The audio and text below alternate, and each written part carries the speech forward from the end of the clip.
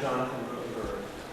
We're very honored to have with us tonight 7 individuals who have not only been responsible for creating the personal computer industry, but have brought it to the point where today nearly 2 million people throughout the world have access to a personal computer.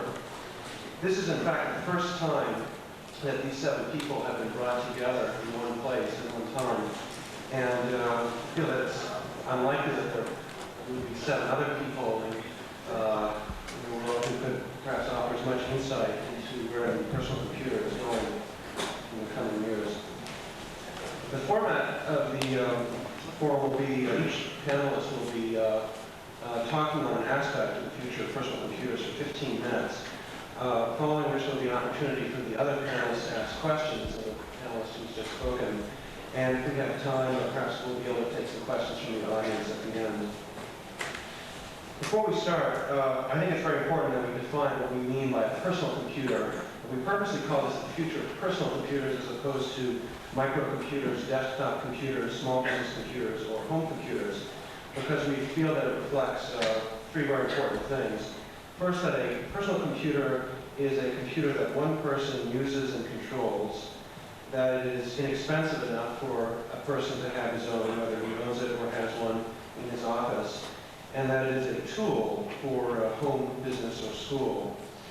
Perhaps the separate computer in each place or the same computer functioning as a tool in those 3 places. There are 2 aspects to the future of personal computers which we'll be looking at. First, being what the personal computer industry will be producing, and the second, how its products will affect people and society. The second is actually quite a bit more difficult to predict. In 1976, a number of analysts were predicting that by 1980, the home computer would be a mass market item. And I think most analysts will agree today that that never really happened. And it's kind of tricky to predict how people will accept these the revolutions that the industry is producing. As for the first, what will the personal computer industry be producing in the coming years? I would say that probably collectively our 7 panelists know just about everything that's going to be happening detail by detail for the next 5 years. Unfortunately, because of non-disclosure statements and industry trade secrets, they probably won't be able to talk very much about all of these things, but we can only hope that they'll slip and forget or get very excited and maybe. Our first panelist is James Finke, who is president of Commodore International, based in Norristown, Pennsylvania.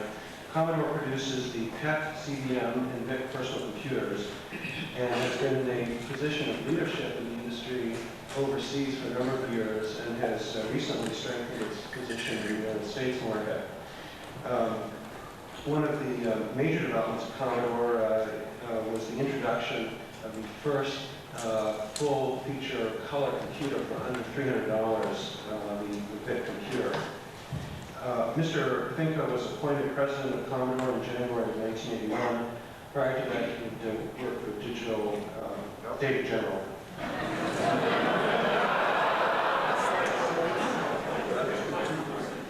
Okay. And he will be talking on the mass market micro. The future ain't what it used to be. Thank you, Jonathan.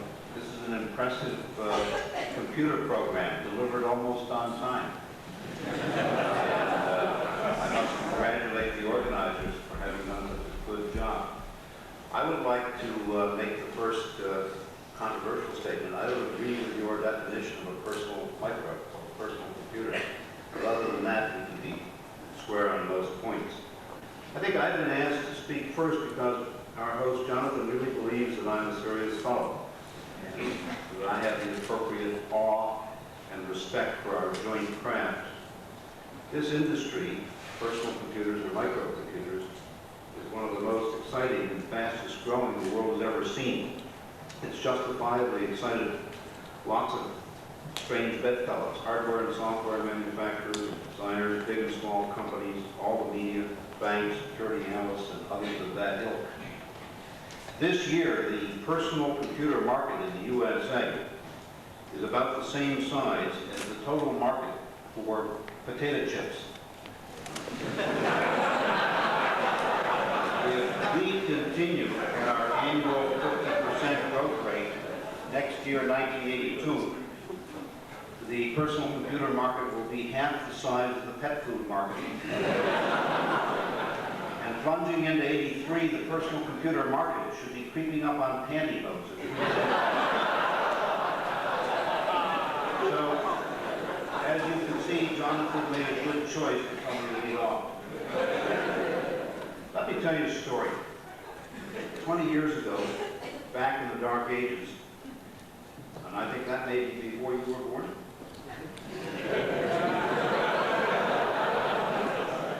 Jonathan is about half the age that I say I am when I lie. Anyhow, This is really unnecessary.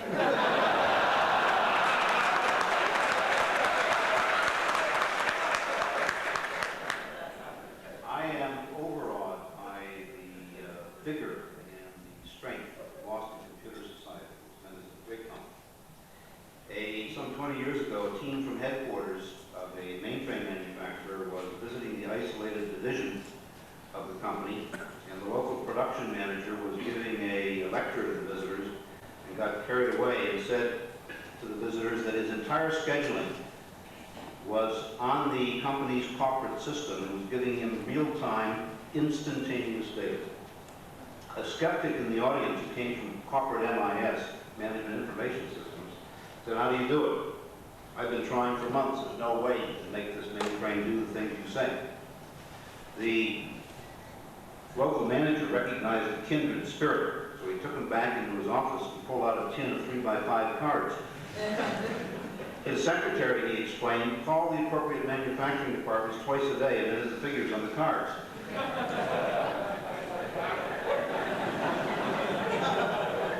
Computers, he said rather sheepishly, are things we sell. No one ever actually uses them. Well, we've come a long way since then, and I think we've outgrown the idea that nobody ever actually uses them. Indeed, computers are now reaching the ultimate engines of the general public. It was in 1976 that the first practical microcomputer, the Commodore PET, was sold by the thousands, and they even delivered some.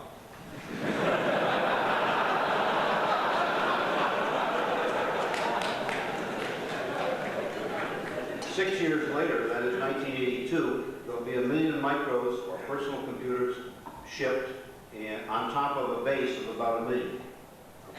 You chartists out there might be interested to know that the computer density to population today is about what the automobile density to population was 70 years ago. How many hundreds of millions of cars are out there today in 70 years?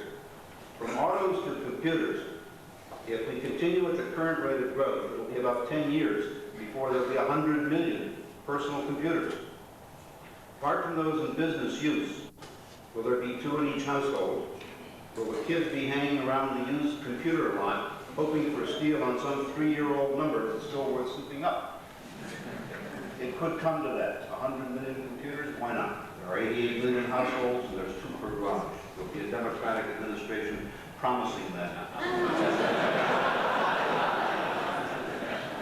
There are about as many industry forecasts today as there are industry forecasters. They're not an endangered species, James London.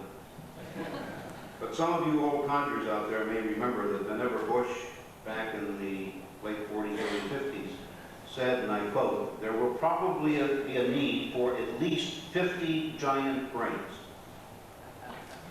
In the late 50s, another local distinguished organization, Arthur D. Little, predicted a total worldwide saturation of 3,000 medium-sized computers. So much for forecasters.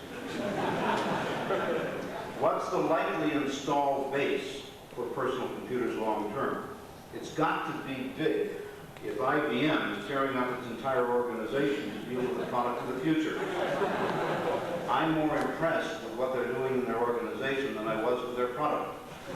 Can you imagine an IBM salesman in his 3-piece suit selling computers by the gross? and tossing in 4 red ones if they'll take the entire stock of gray.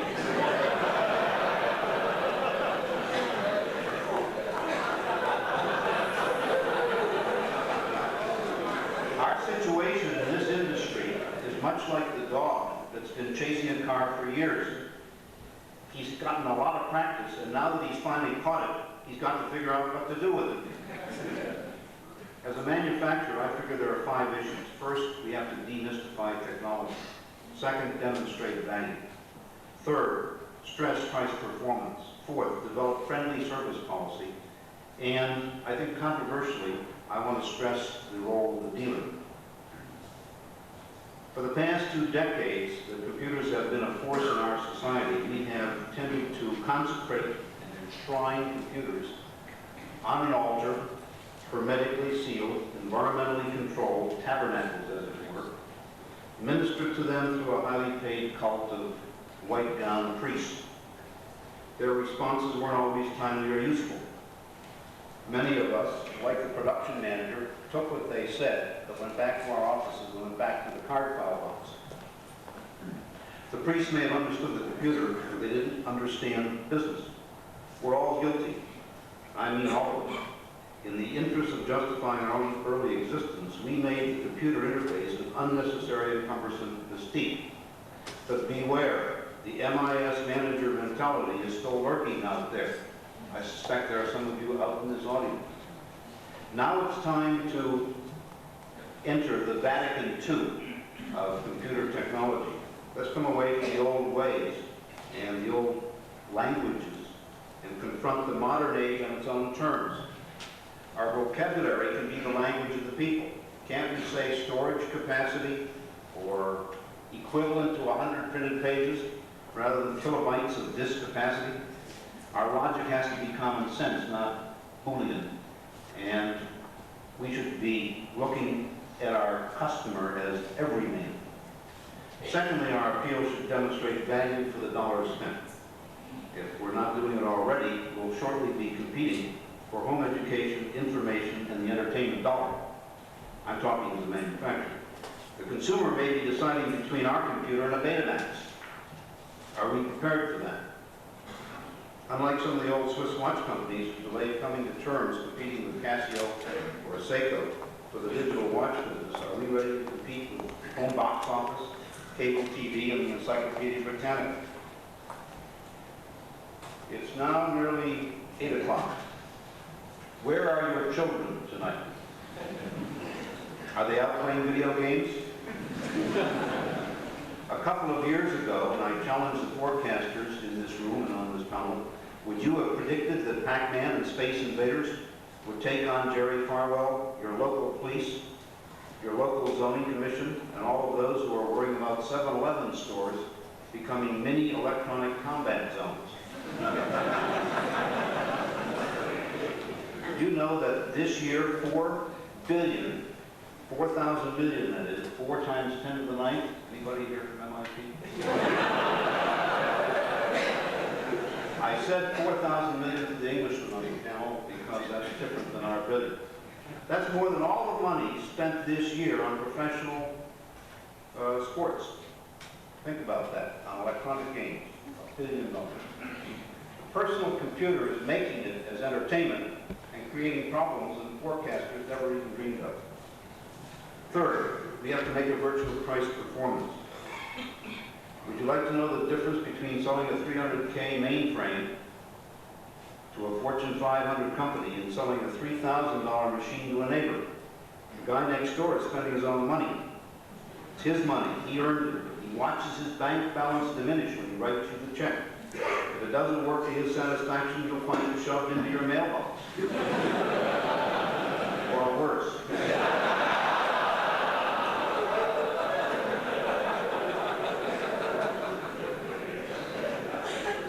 Don't turn your back.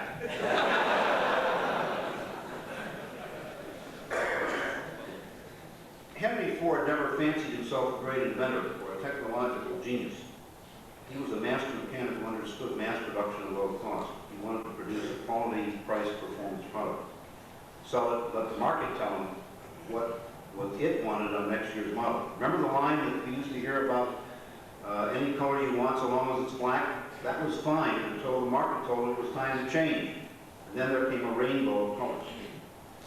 Are we hearing what the market wants? Let's make sure we have the technical judgment to design, build, and ship what the market's telling us. No technical Taj Mahals. A friend once pointed out that the very first computer system in the history of mankind was built by the Druids at Stonehenge. Now that's an old story.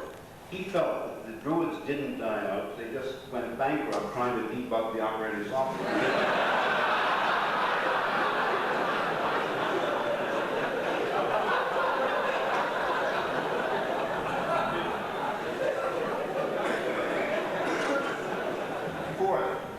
Flexibility in the service and warranty areas can we really afford when the margins on a $3,000 computer scarcely are enough to pay the bills?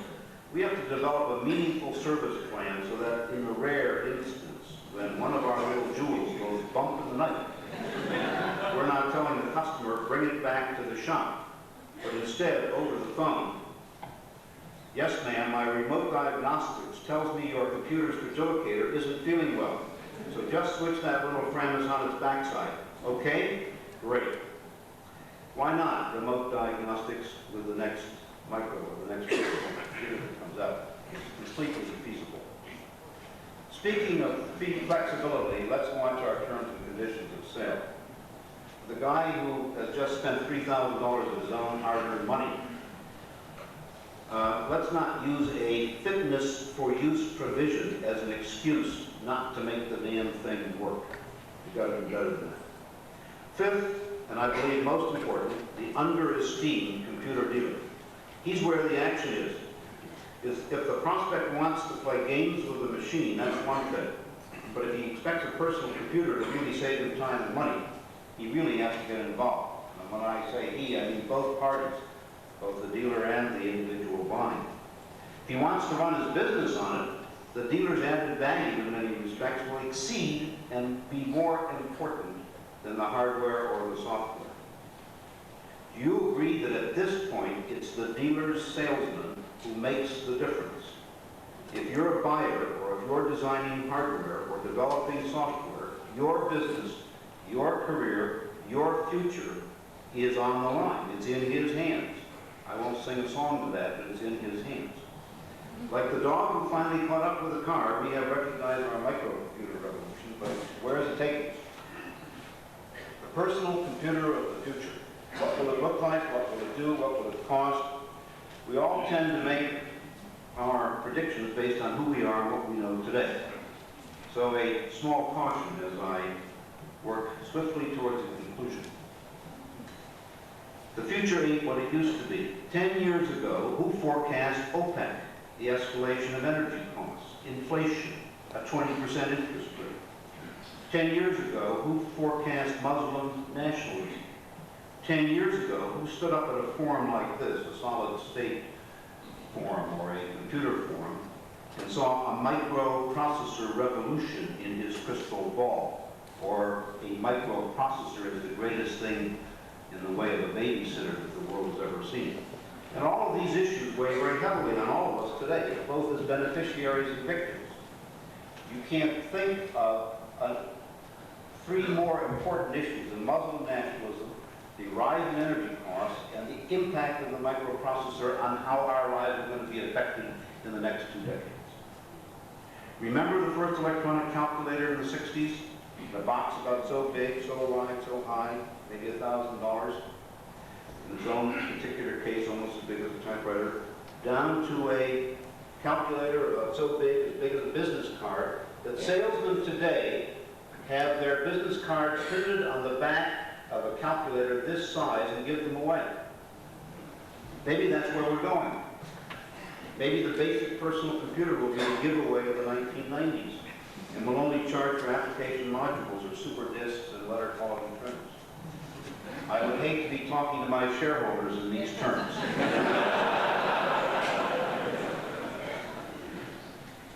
I talked about Henry Ford, but remember old King Gillette, who built a whole industrial empire on the concept of give them the razor, sell them the blades. SLR cameras all look alike.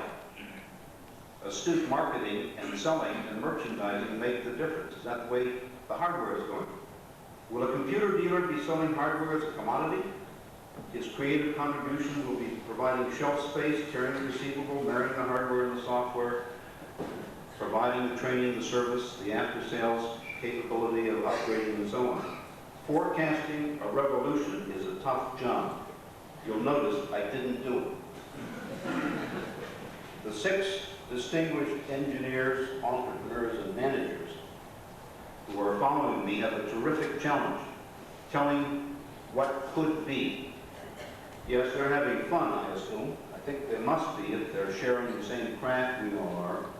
But they're also betting their careers and their shareholders' money on a future that ain't like it used to be. Thank you.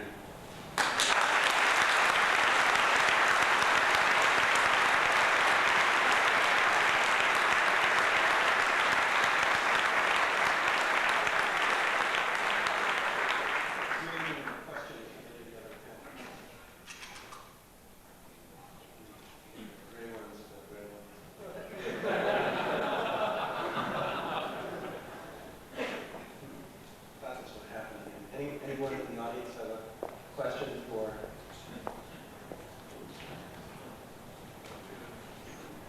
Well, I guess she's sent home.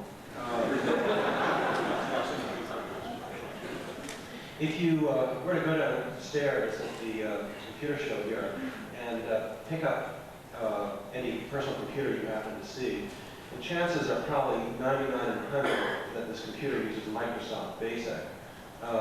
Microsoft Basic is probably one of the most standard international standards for the personal computer industry.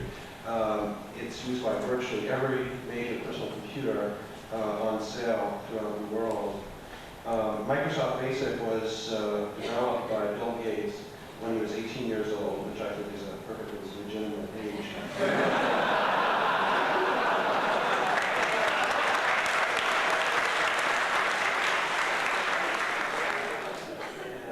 Bill is now the president of Microsoft, based in Bellevue, Washington. And I think it really is appropriate to think of Bill as the father of personal computer software, because without the basic language that he created, all of the application programs that have come about wouldn't have been possible. Microsoft also produces a number of system software packages and has a consumer products software division, and is the world's largest producer of system software for personal computers. And Bill, being a true insider in this industry, I think is in an extraordinarily good position to speak on this topic, things to come in personal computer software. Thank you. I should point out that 18 is not a legitimate age down in the combat zone. In this industry, it's considered a good thing to come out of the garage. And unfortunately, Microsoft had more humbler beginnings. I spent 3 years in Cambridge going to school, and Microsoft actually got its beginning when my partner came in with a magazine when I was losing at an all-night poker game, and showed me the Altair computer on the cover. And I quickly cashed out my chips and went in and read the article about the first general-purpose microcomputer. And so it's actually just in this area that we did our first work and wrote the 8080 microcomputer basic. In fact, we didn't have an 8080 microcomputer chip. They were too expensive to buy. I lost a little bit too much money for that.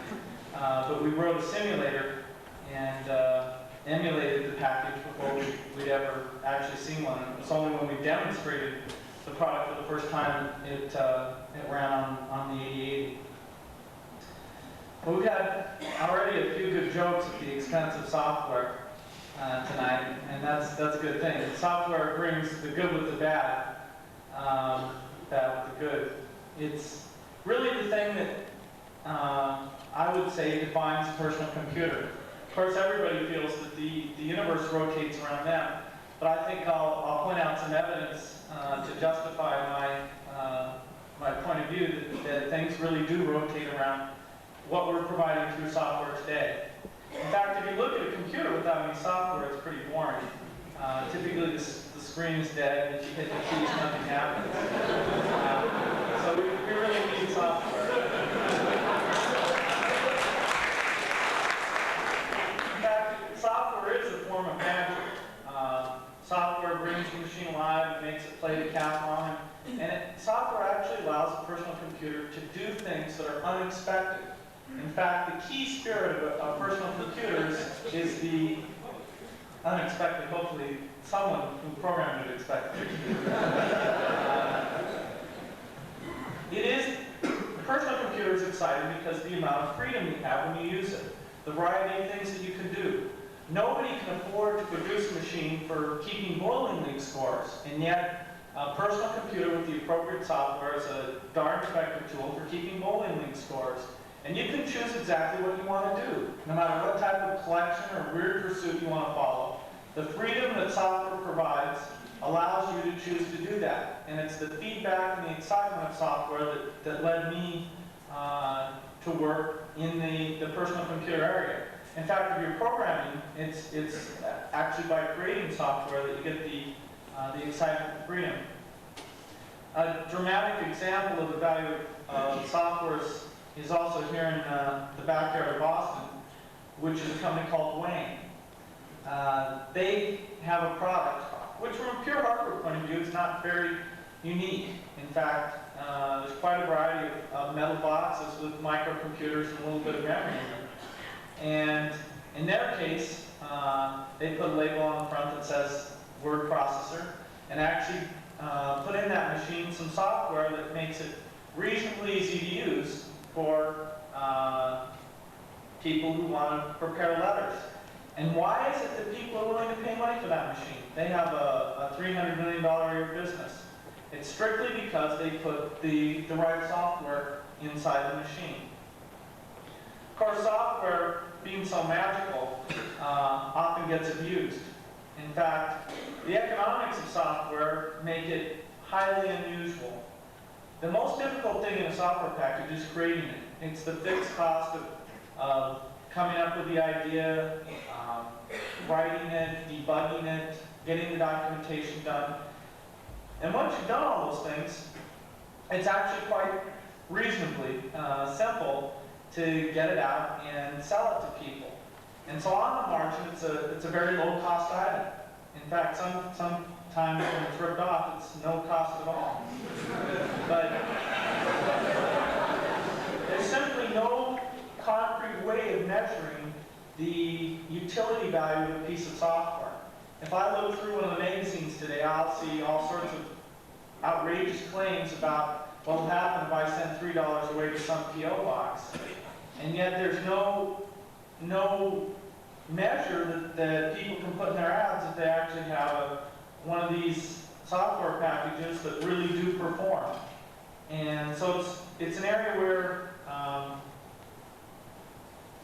a lot of people get burned, and yet it's completely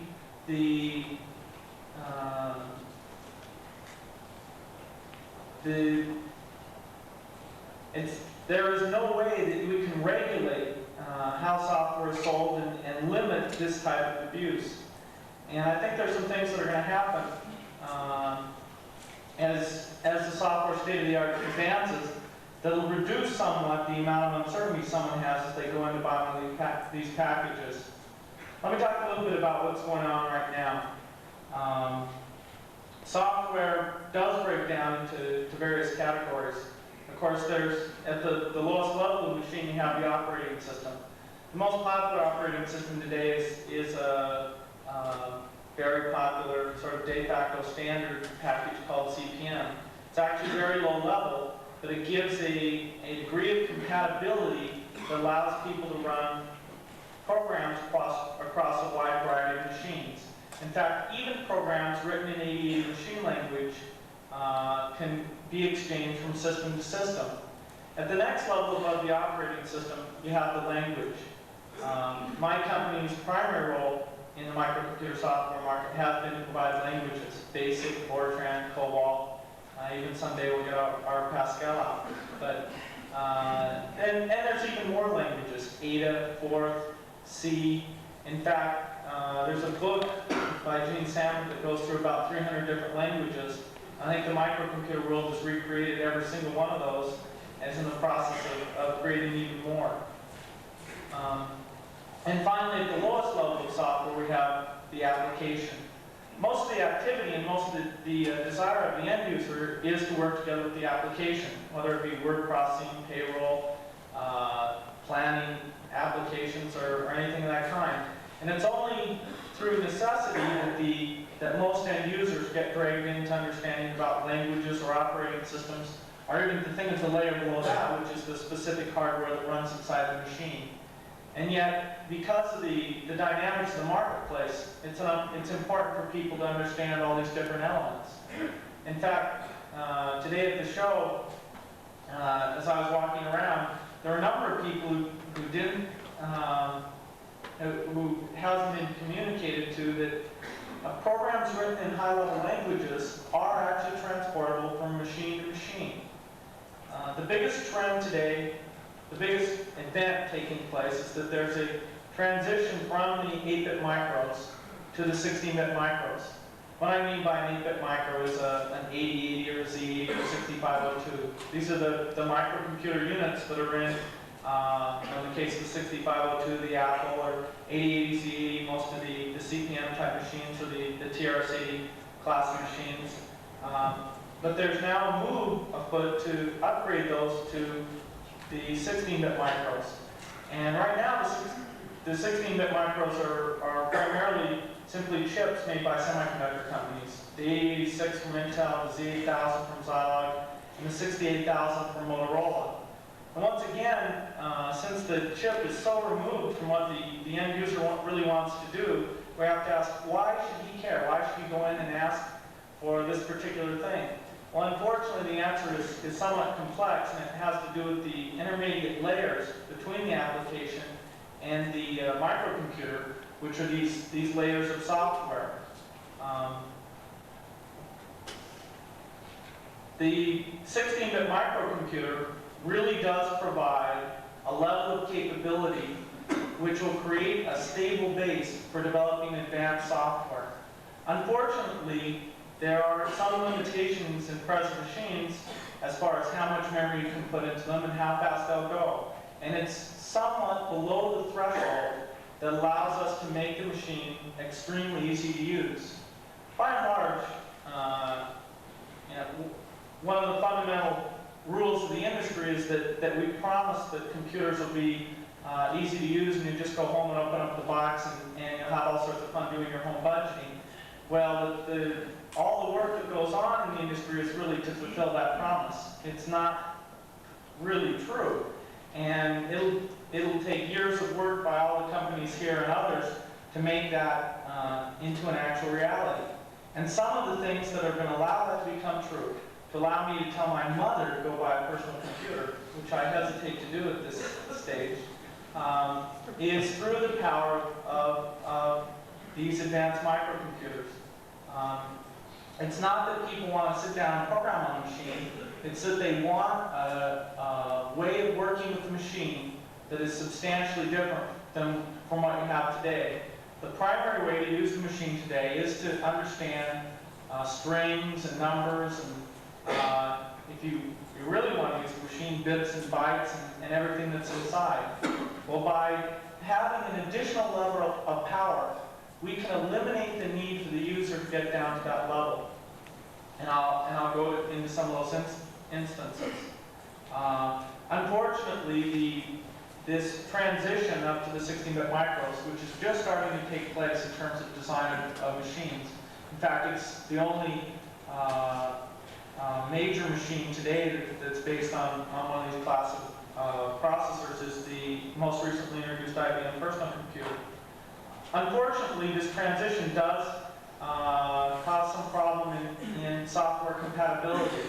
Being able to move all the packages that have been developed with great effort and great delays on the 8-bit machines up to the 16-bit machines is not an automatic thing. In fact, that's the story of software. Software is really a game of repetition. There's been literally thousands and thousands of Fortran compilers written, and I'm sure there's more being written today. It's not likely that the ones being written today are any better than the ones written a year ago or 2 years before that. But because the rules of the game, up until the last few years, and it's only now starting to change, has been that hardware is what counts. Hardware is what costs money. Hardware is where you get your performance. And every time there's a new generation of hardware, moving from, I don't know, PDP-10s to VAXs or whatever the new stage is, the software is completely rewritten to take advantage of that hardware.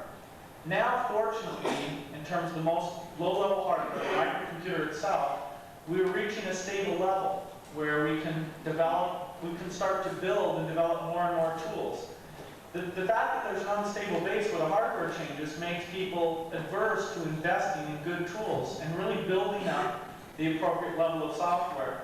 And we've had just a small taste of what can be done with about 3 or 4 years of stability in what's happened in the present generation's machines. For the Apple II today, or the CPM machines, or the Radio Shack machines, there's quite a variety of software, and the other machines. I mean, all the 8-bit machines have had a period of stability, and you can actually walk in and get some games that are very exciting, get some applications that may not be perfect, but they really perform. And this move to 16-bit is viewed by some people as a threat to this compatibility. Unfortunately, that is because of the misunderstanding about how this takes place. If you work in a high-level language, like BASIC, Fortran, COBOL, you're going to be able to make the transition up to a more advanced 16-bit machine without any change in your software whatsoever. That's been somewhat of a vague promise in the past because the way language was standardized was by having committees that would fly around and enjoy themselves and eventually come up with a written standard that wasn't quite tight enough to allow people to exchange programs from machine to machine. Fortunately, in the microcomputer world, the actual implementations of those languages are being done by the same groups of people who did them in previous generations, and so we'll be able to maintain a strict level of compatibility. Along with this problem in compatibility comes some real benefits. I don't know how many people here have seen a product introduced by Xerox, which is called the Star. Probably not too many because it's a very, very expensive, reasonably low volume product. But it is a product that points the way that computers have to go. It's simply not sold as a computer. It's sold as an office productivity device. And the representation of objects to the user is not by explaining to them how the computer works with things. It's by doing an extremely good job of mapping those onto things that the user already understands. Pictures, bold lettering in certain instances, the scissors to show when a deletion is done, an ability to point at any particular object that you want to deal with instead of typing its name in on the keyboard. And these are the types of improvements that will come with this new generation. The software state-of-the-art is viewed as being static by a lot of people. And looking at the magazines and reading about another payroll program, another inventory program, would certainly lead one to believe that we're stuck in a rut and it's just more and more of the same thing. Fortunately, there is serious work being done in universities and a few companies that will really change this perception of software. Some of it will come out of the work that was done at Xerox Palo Alto Research Center. Some of it will come out of the artificial intelligence research being done today. But if you look at where the innovation is taking place and what's driving it, it's this need to make the machine easier to use. And I think it'd be a mistake to just think of personal computers as simply getting faster and faster. And it's also necessary to think of them, the software is completely changing and what's important will be quite different. Today, to write a game for the Apple II or any of the other machines, you have to be a bits and bytes person. You have to understand how the graphics works and where this little byte got hidden. And, the real value in putting software together is to know the innards of the machine. It's not creativity to design the program and do the images right, make it fun to use, and do the program properly. And yet, I feel that there'll be a set of tools for courseware development, for game development, and for application development that will eliminate the need to be a hardcore software person in order to put these programs together. And we'll be able to leverage people's creativity in other areas. This is starting to come true today. I think if you take any of the machines in the marketplace today, there's probably some tool that shows how this can take place. In fact, in business applications, people are starting to use forms, they're starting to use ISAM, they're starting to make the applications integrate together, they're starting to think about, well, if I use this term over here in one application, I better use it consistently over here in this other program, and really going out and testing these things on the users. And so there is some hope that through user feedback we'll get additional capability in the software state-of-the-art. Another important thing that will happen is that we'll develop some standards. You've probably all heard about how networking is such a great thing, and yet nobody's able to deliver it. Through networking, you can get the best of both worlds. You can share data between systems, and yet have a personal system in front of you that you can work with in any way you want. And it's just now that standards are being developed to bring that into reality. And it's probably easily 3 to 4 years away before all the pieces fall together. But that would be another dramatic evolution of how someone can view a personal computer, primarily in the office environment. Also, as the industry is becoming larger, the quality and the professionalism of the people who are in the industry are improving quite a bit. I think Darren Filster of Personal Software spoke here last year about how it's tough to put together a good package, and only really professional, serious companies can do that. I would underscore his remarks with the results of the past year. It really is only the companies that are going to be able to develop a strong reputation and follow it through with the right training materials and documentation that are getting the hit software packages. Unfortunately, it is moving away a little bit from the guy in his garage spending the weekend putting together a hit package. The requirements of users are simply too strong for that to be a primary mode of development. In fact, some people have often worried that we'll fall into what's called the disaster scenario.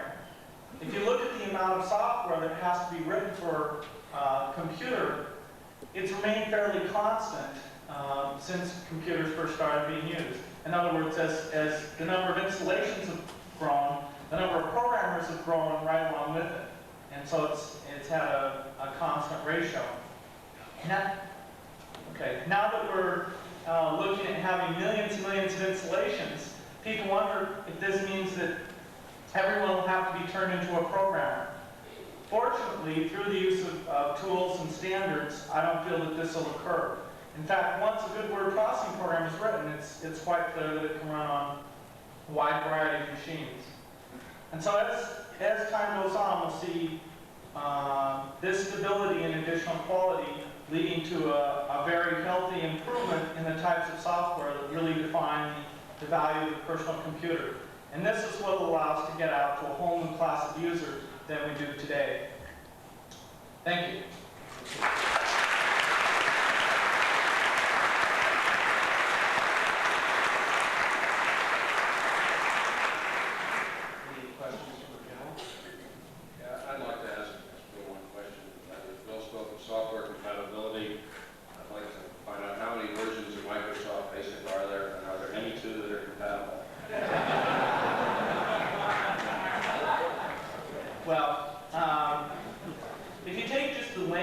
portion of the basic and you ignore graphics and I/O interfacing, we've done a reasonably strong job of allowing programs to interchange from one to the other.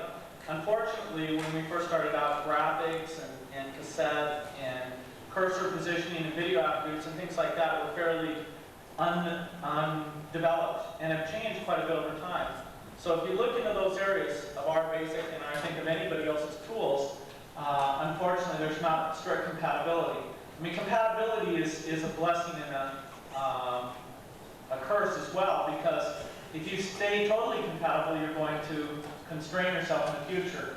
In the case of graphics and screen handling, we felt it's been worth it to obsolete some of the previous work. But by and large, applications, the language part of them, can be transferred from machine to machine.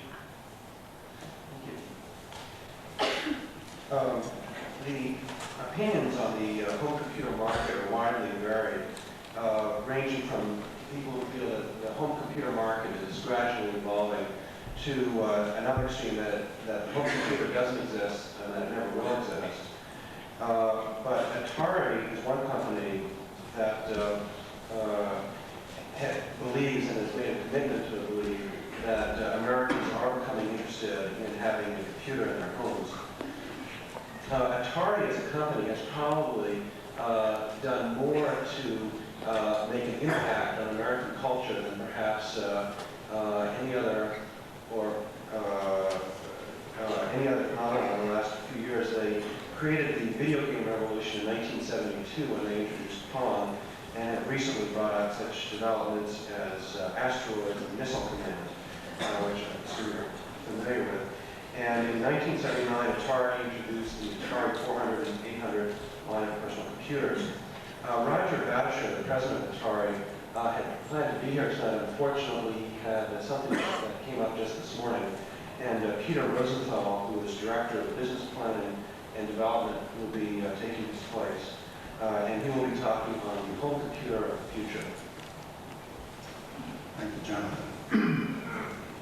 First of all, Roger asked me personally to apologize to you for his inability to come. Something came up which just became unavoidable in California. In some ways, though, we're delighted to be able to be here. I spoke to the Boston Computer Society, I believe it was about 18 months ago, in a much smaller setting, which was about 6 months after we had first introduced and began shipping the Atari 400 and 800 computer lines. And I must say I made a terrible mistake then, which was to make the assumption, which I think many of the people in the industry have made, that the Boston Computer Society and groups like it and groups such as this one gathered here represented a true picture of the real world. The real world in terms of who is really going to buy personal computers or home computers in the years to come.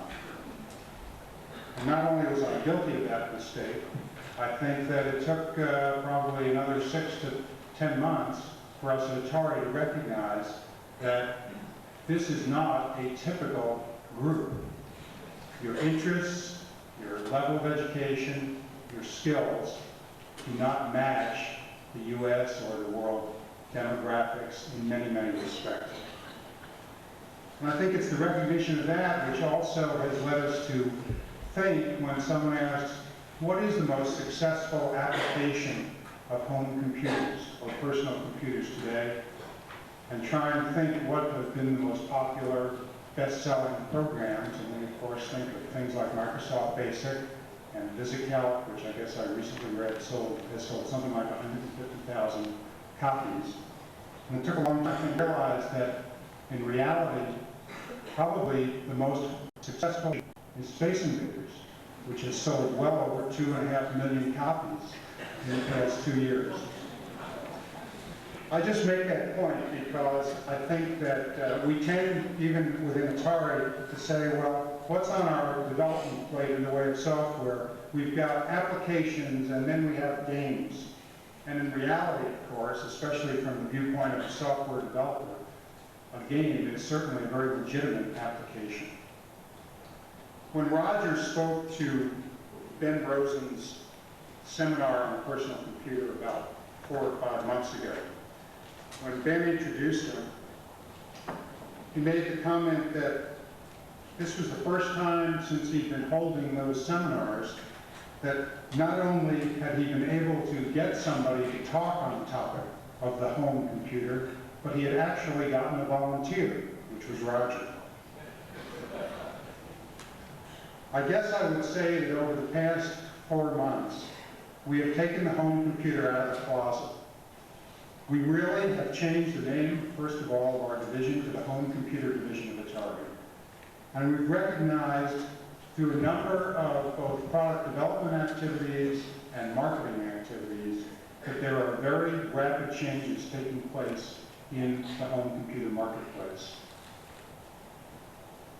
These changes reflect the fact that a whole new class of consumer is beginning to look at the personal computer, or the home computer as we now like to call it, and is beginning to see the utility of that product in his home.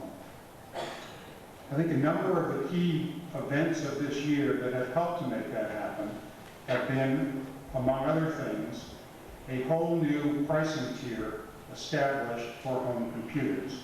Not only pricing that Atari has done, but introductions of products like the Commodore VIC, the Sinclair computer, have set new lower price levels, which are entry points for the home computer marketplace. However, no matter how good the product, and no matter what its price point, we certainly have recognized that there are several other key attributes which are necessary to drive the home computer marketplace. The home computer not only has to be an easy product to use, and we believe we have made some major contributions in that area, it also has to be easy to purchase and easy to sell. It's not enough to have the greatest technology if the consumer is unaware of what it is, where he can go to get it, or how he goes about selecting it. To that end, we have made some major changes in the packaging of the product, which you are welcome to see downstairs if you have some time tomorrow. And we have also begun a very successful campaign to broaden the distribution channels in which home computers are sold. We are very committed to computer stores, who have been a major contributor to the success of Atari in the home computer marketplace.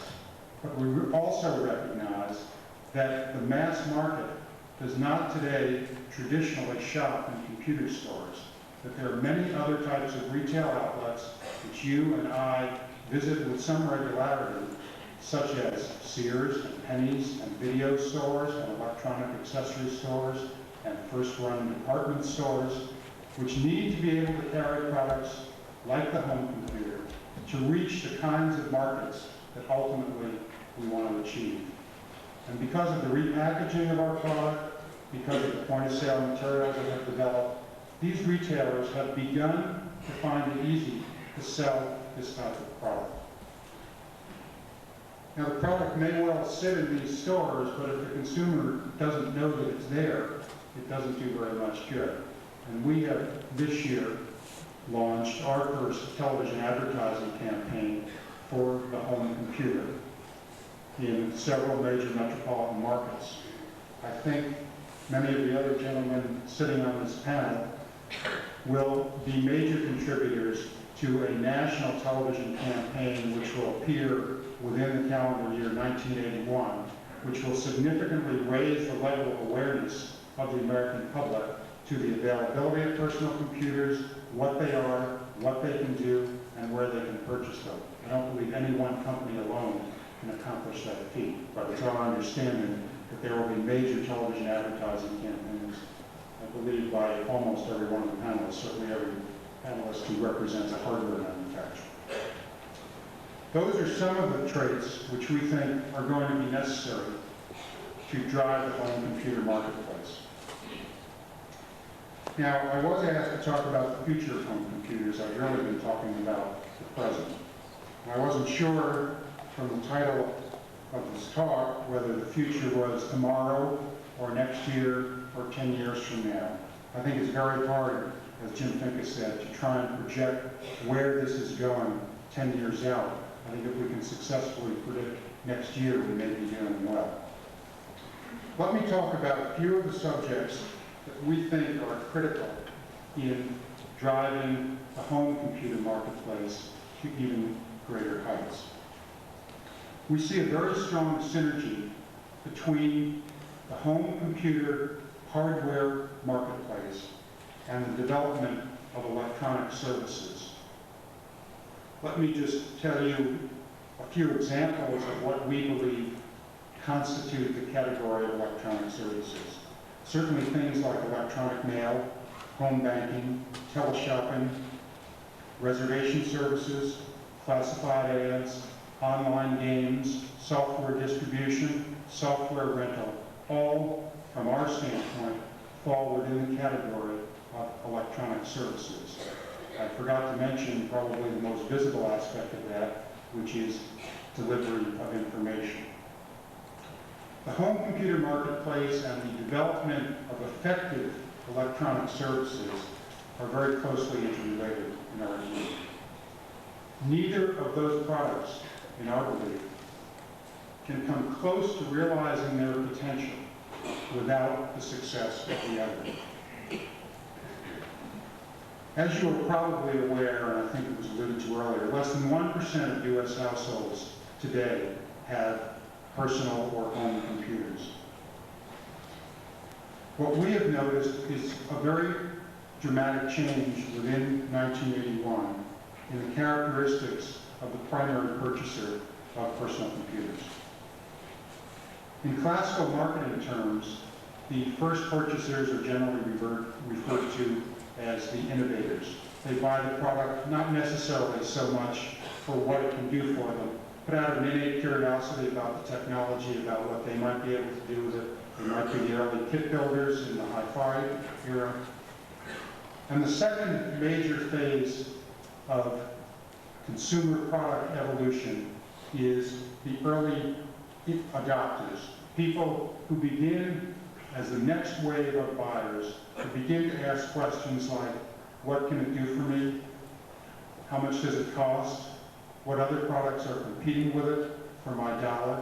How am I going to use it? Where can I get it? How difficult is it to use? How long will it last? How easy is it to repair? Many of the things that Jim Finke talked about. We see this new wave of purchaser rapidly growing and outnumbering today what we would call the hobbyist phase. That's not to say, and I'd like to emphasize that here in particular, that the hobbyist is unimportant. It's from our viewpoint, the hobbyist, the innovator, the technically sophisticated person, the software developer are very critical to the success of this marketplace. But in numbers, they don't constitute any longer the major purchaser of this type of product. However, as we move into the next wave of buyers, the critical question is, what can it do for me? What's its utility? How do I get instant gratification from it? I want to take it home and have it do something. As a matter of fact, in reference to Jonathan's introduction to Bill Gates, if you pick up an Atari computer downstairs, it doesn't have Microsoft Basic in it. As a matter of fact, it doesn't have Basic at all. Our 400 computers now are shipped without a programming language. It's the option of the buyer. If he wants to program the product, we have a cartridge, which is Basic. We have Microsoft Basic under development, which will be available shortly. But not everybody wants to program computers. That's a mistake that I think we made some time ago in thinking that everybody wanted to program. We certainly hope there are plenty of people who do, but it's not everyone. Also, the consumer is not likely to buy a personal computer for a single application. We all, I think, in this room recognize the versatility of a computer. It can do so many things, but it's very hard to think of one specific application that would motivate most people, some of you may be exceptions, to go out and part with $400 or $1,000 or $2,000 or $3,000. It's the potential variety of things that the personal computer can do that distinguishes it, in my view, from any other electronic product or any other product that has ever appeared in the marketplace before. It's one of the things that makes it hard to describe in 30 words or less why someone should want to buy a personal computer. There's so many possible applications. We see current electronic services, which I indicated are very important in our long-term view of the marketplace, as being in a very early phase of development. We see them as being essentially in a research and development phase. There are probably less than 50,000 people in the United States who are currently using an information service such as CompuServe or Dow Jones or The Source. And there's a lot of development that needs to take place in that area to make that what we generally refer to as a user-friendly environment. It's not so easy to get onto those services today. It's not so easy to get to the information that you really want. And as I think Steve Jobs very aptly commented upon several months ago, one of the things that happens in the new technology is people try and force the old technologies into the new mold. So that today, most electronic services are really teletypes put on a video screen delivering information line by line. We think that has to change, and we see evidence that it is beginning to change in terms of new applications of electronic distribution beginning to take shape. We think that has a long way to go and has very great potential.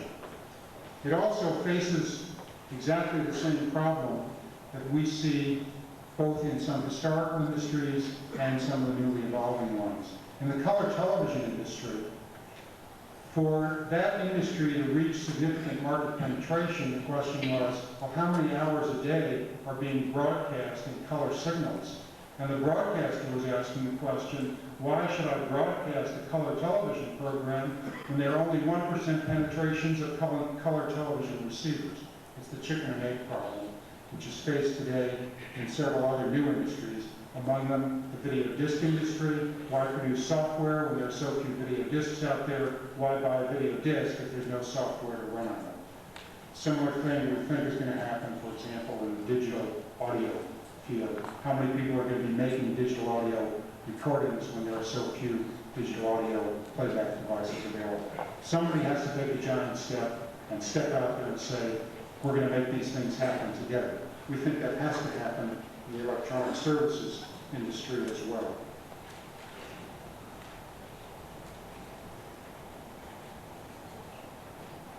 We see another key area which is only beginning to be addressed in the electronic services market, and that is the tremendous potential, in our view, for using electronic services, whether they be distributed over the telephone network or over the cable channel or in a broadcast mode, to significantly impact software distribution, to create a new category of software rental so that a consumer can try something before he plunks down $20, $30, $50, $100 to buy a piece of software. Software trial. There are great advantages we see in electronic distribution of software. First of all, you can get the product out much more quickly. You save some of the packaging costs. You can update product if by some unusual chance there's a bug in it. You can achieve rapid market entry, and you can have lower cost products. There are also significant issues that have to be addressed in this area, which have to do with how do you include the retailer in making a product on the sale of that software. We all recognize that the distribution chain is very important to our success, and that we or any manufacturer can't do it on their own. There has to be a way to bring the retailer or the distributor into the chain, even if you're talking about electronic distribution. We see significant opportunities in this area and some real challenges, not only in the technical areas, but in terms of developing effective business relationships to make these things happen. As has grown up around the television industry, which has seen the development of major hardware manufacturers, major software producers, and other business entities, we see new business alliances forming around the personal computer, especially in the area of electronic services, which need to bring together the people who own the conduits that get into your home, whether it be the telephone company, the cable company, or the broadcaster, which bring together the information providers, the people who own the databases, which bring together the publishers who know how to take those databases and put them in a form that's appealing to the mass consumer. And we also see the opportunity for artists and other creative people to form new relationships in this area, which will make electronic services a reality.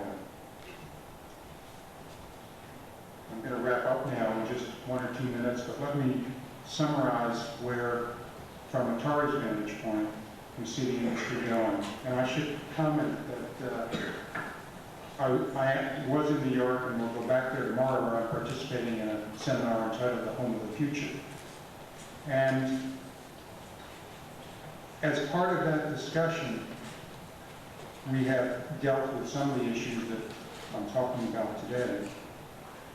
But as we look at it, we really see some major challenges and major potential conflicting business interests in how to make electronic services effective and how to marry that with the home computer marketplace.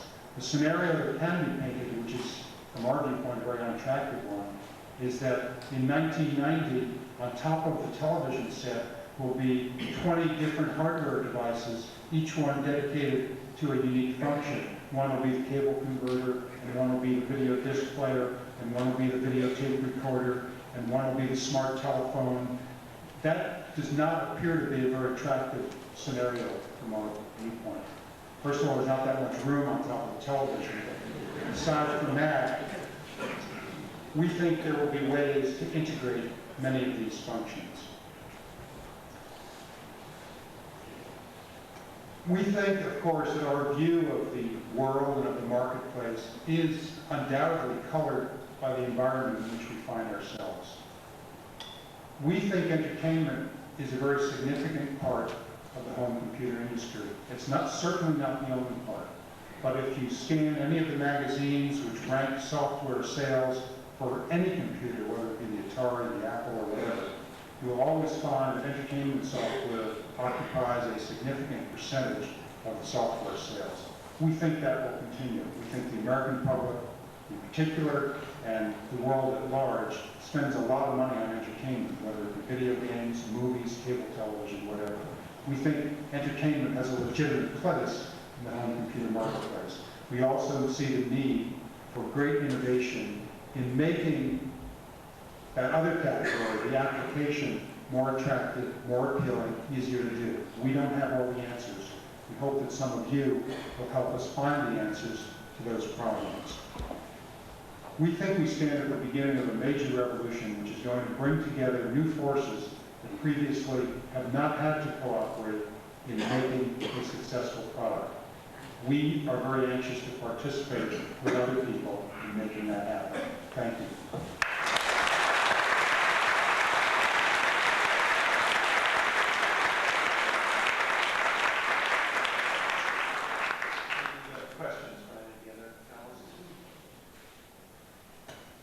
I can see how people would want a computer at home to tie into services, that is, using the computer at home as a terminal for communications.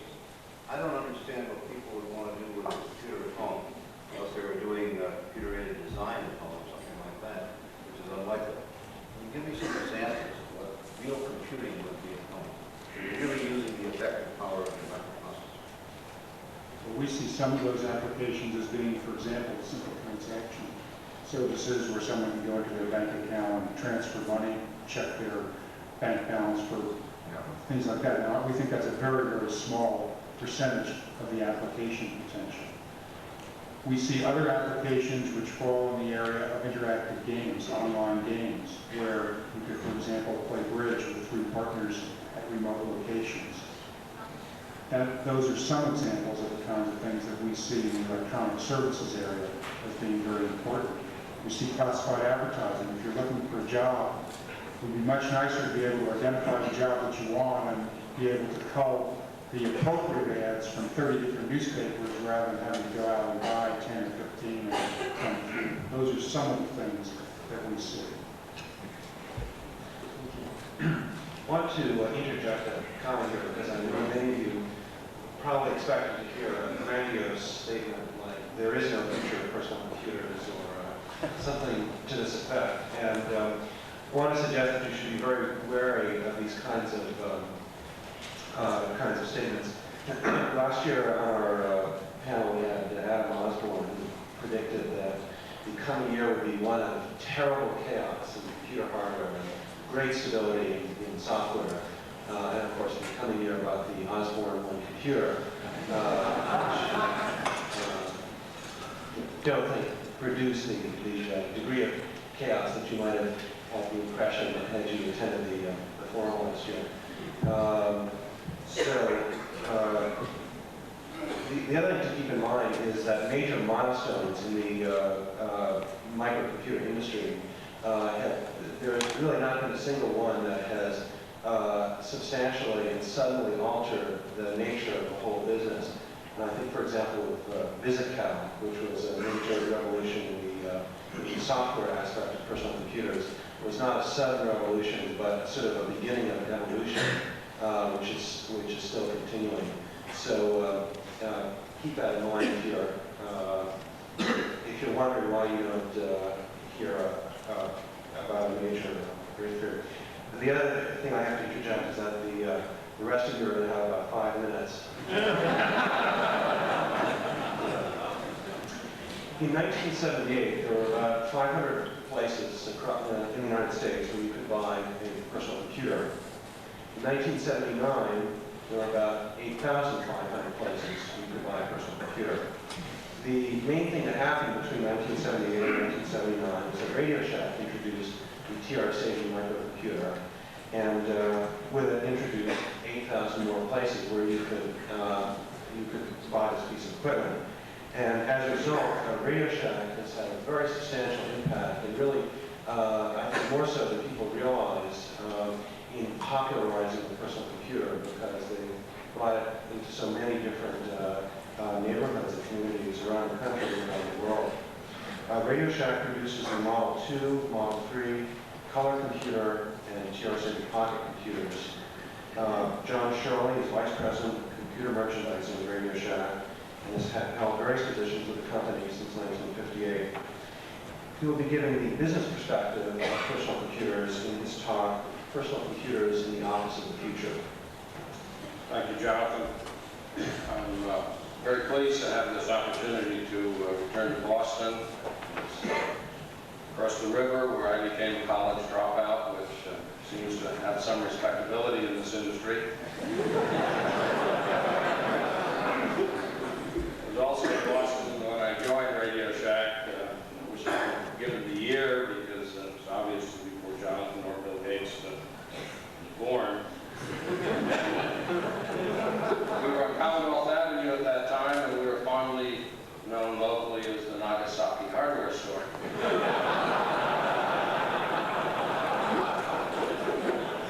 About 5 years later, in 1963, Mr. Candy purchased the Nagasaki hardware store and suddenly discovered he had a company twice as big as he had before, and neither one of the companies owned a computer of any kind. So he purchased an IBM 1401 with the expanded memory that it had done, 8K. Very successfully ran a $50 million business, all of its accounting, and a multi-million, about 2 million in that day, I guess, made mailing lists on that machine.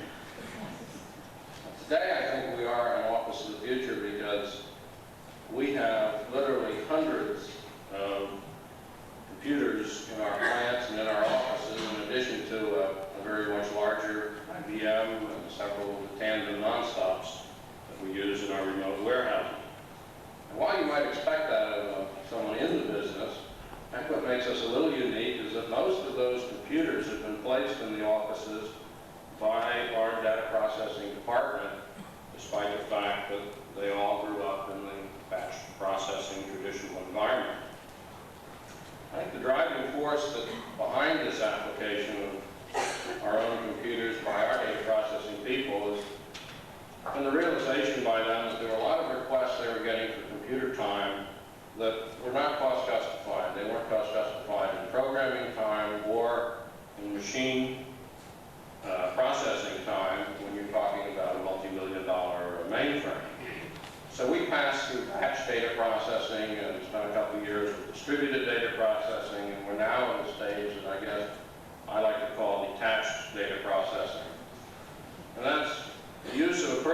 computer in a departmental job that in no way, shape, or form communicates with the mainframe or the main database. It generates data that's used strictly within that department.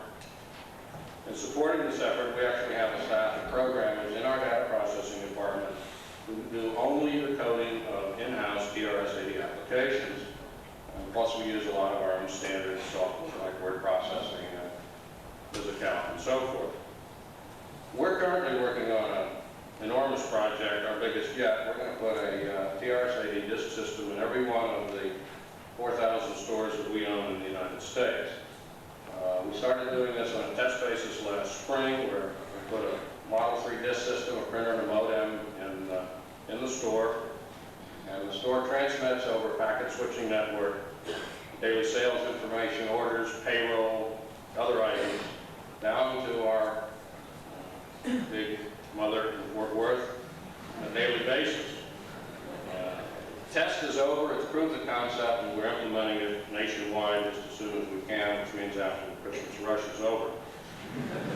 The final configuration will have an auto-answer modem, and the mainframe in Fort Worth will actually poll the computers at night after the store is closed and managers gone home, which makes it very handy. And we've seen some immediate benefits from this. First of all, the first benefit we got was an increase in productivity. From a massive department in Fort Worth, open the mail and keep punching this information. It's all coming in online. All of that is no longer needed. At the same time, the store manager no longer has to take out an adding machine and do what we call the daily report and add up all these columns, because the computer will do it for him. So at both ends, we're getting productivity. The second benefit we get is a tremendous saving in time.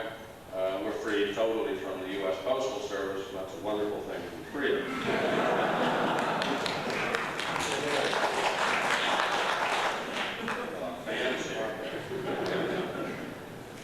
And now we're free from, well, except for the very low fines. Perhaps most important, I think we got a much higher level of control in our operations. We're going to gain an inventory control ability, which some of you who may be customers of ours may have some opinions about the lack thereof. We'll be able to guide the manager on what to order, but more importantly, we'll be able to tell him if he places an order the following day, whether or not the order was in stock, and accordingly it was shipped. So our benefits are increased productivity, time saving, and greater control. And we're just like any other business. We're very hard-nosed about capital expenditures. This project had to be sold internally, probably just as much or perhaps more effort as if we were selling to an outside customer. We had to be assured the system would work as it was planned. And most important, I think we had to be sure that the people involved could operate the system. User-friendly has come up tonight several times. It may be considered an overworked buzzword. I think it's certainly one of the keys to the invasion of personal computers into the office. Our initial test wasn't so much to prove that the hardware would work or that the concept was correct, as to prove that the software was so user-friendly that the store manager of ours, whose previous computer experience was probably limited to playing pinball on a color computer, could operate the system. And the system has been very successful in those stores that have not yet received theirs, have been clamoring at us to get online as soon as possible. The other sales point we had to prove, and it applies equally to any business, was that it would be cost effective. Even for a company of our size, and even though we are buying them at a rather favorable price, this plan represented a sizable investment, and we had to produce a return on that investment. And of course, there is another hidden benefit for us that absolutely played no part at all in our thinking, and that was the fact that we get a disk system and training into every one of those 4,000 stores for the first time. But that's a side benefit.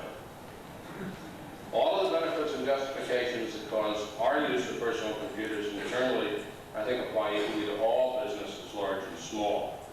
And I'm going to treat the office as no matter where that office is, whether it's in a Fortune 100 company or in a very small company. I think the personal computer will have a very large place in the office of the future, because it has the attributes to increase personal productivity at an affordable price. And the price becomes very, very important if you project an office environment where you literally are going to have a computer every single desk.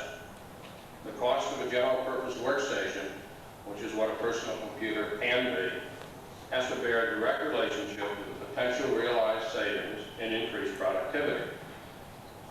For example, the capital investment of a secretary today is less than $2,000. You've got a desk, a chair, a typewriter, maybe an adding machine or dictation machine.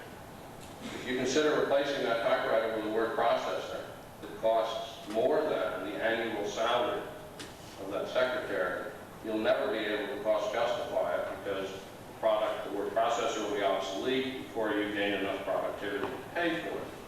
Especially considering a substantial portion of the secretary's time is involved in non-typing tasks, answering the telephone and so forth. It's for that very reason that many businesses today have their standalone word processors in a typing pool sort of arrangement where they use it all day long.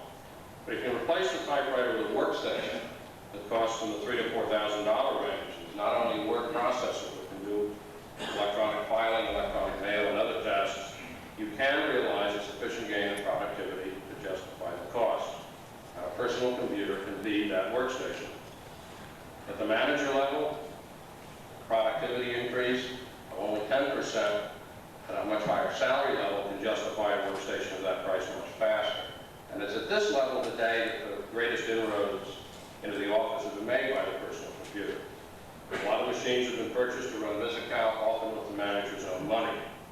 Others have been purchased with company money, disguised as everything from calculators, office furniture, to avoid the watchful eyes of that data processing department.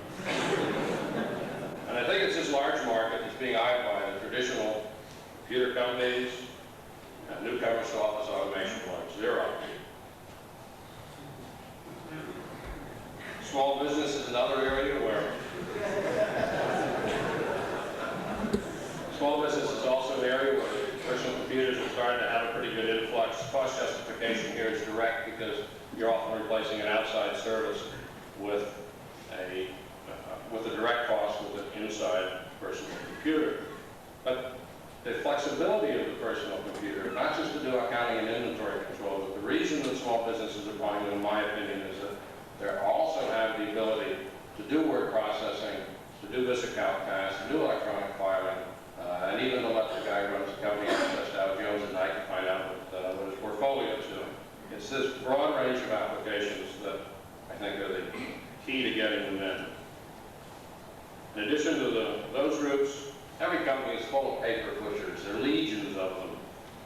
And I think they'll all be included in the computerized office of the future. One of the large manufacturers we work with has a large group of financial analysts. And they get printouts from a computer, a monster computer, and they analyze these printouts with a calculator, they handwrite a report that is in turn typed. Really a wonderful use of resources. Personal computer, VisiCalc, printer shared, 1 for every 5, will greatly increase their productivity and probably also decrease their number. The personal computer today is a good office workstation. It's low cost, it's small, relatively easy to use, and highly flexible. But there's going to be a lot more advances needed beyond what we have today if we're really going to get the personal computer into the office of the future, or if we're even going to have an office of the future. For example, let's consider some of the software and hardware requirements that I see we're going to need. I spoke of user-friendly before. What does it really mean? To me, it means software so obvious in operation that documentation becomes close to unnecessary. It means software where every operation can be prompted or not prompted, depending on the user's experience with the program. It means a help function that you can invoke at any time that will be germane to the portion of the program that you're working. It means not only trapping errors and giving a reasonable explanation of why there was an error and what to do about it. It may mean the use of symbols that Xerox calls icons, that Bill Gates discussed, to replace the menus of today.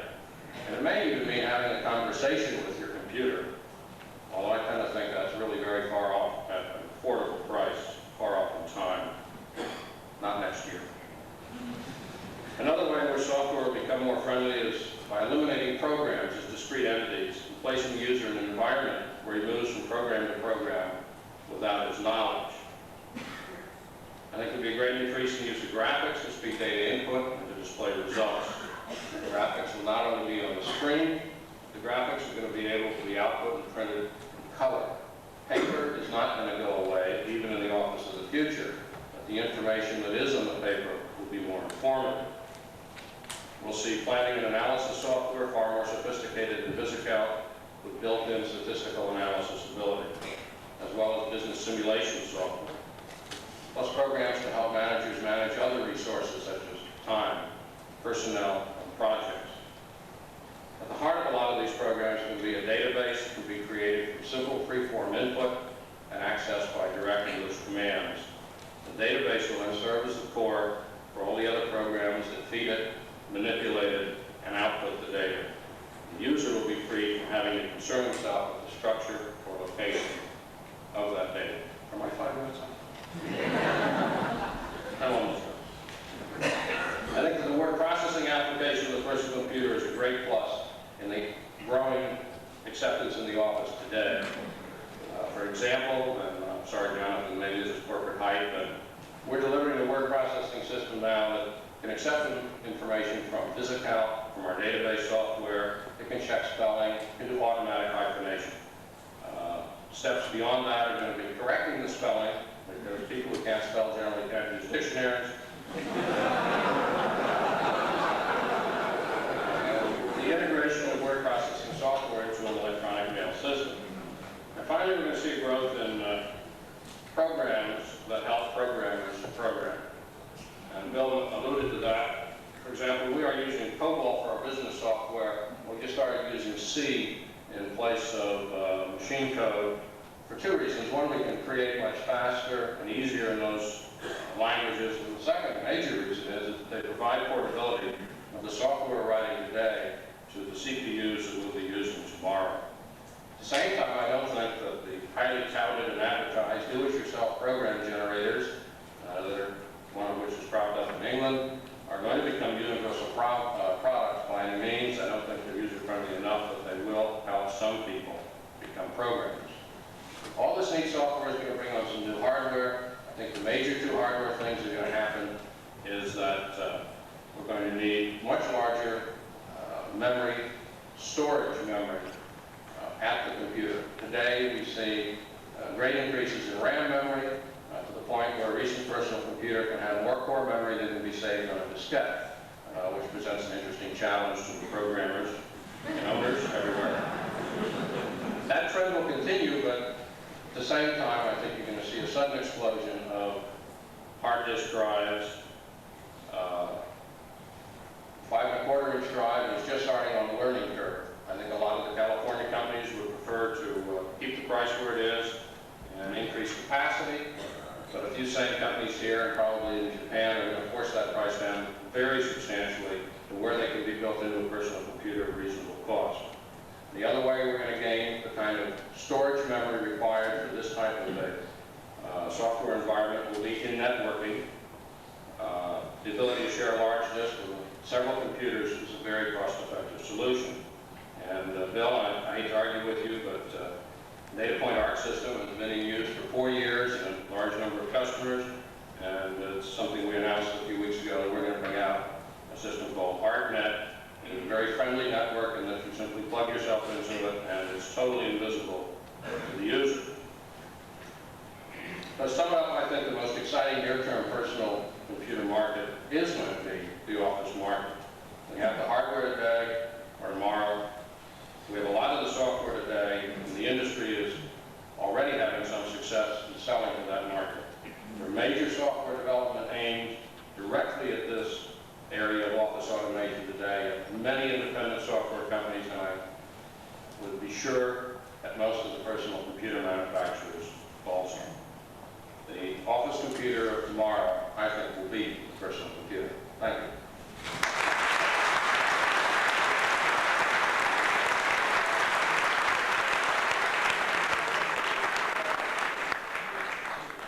Questions from the other panelists?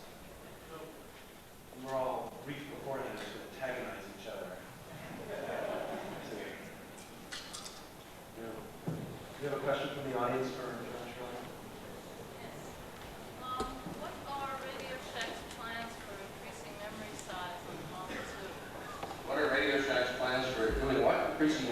science in the Model 2? Oh, you know you can't ask me a question like that. We never pre-announce our hardware. We might pre-announce some of the software, but never the hardware. If you know how to do it, meet me afterwards.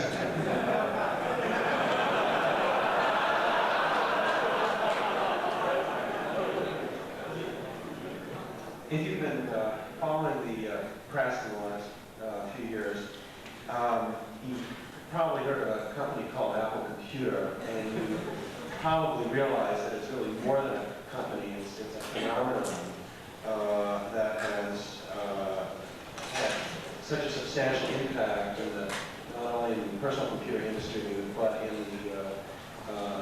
the United States as one of the classic corporate success stories. As you may know, it was founded by two college dropouts in their garage 5 years ago, and has now become a billion-dollar company. Is that not quite? Well, almost. I mean, excellent.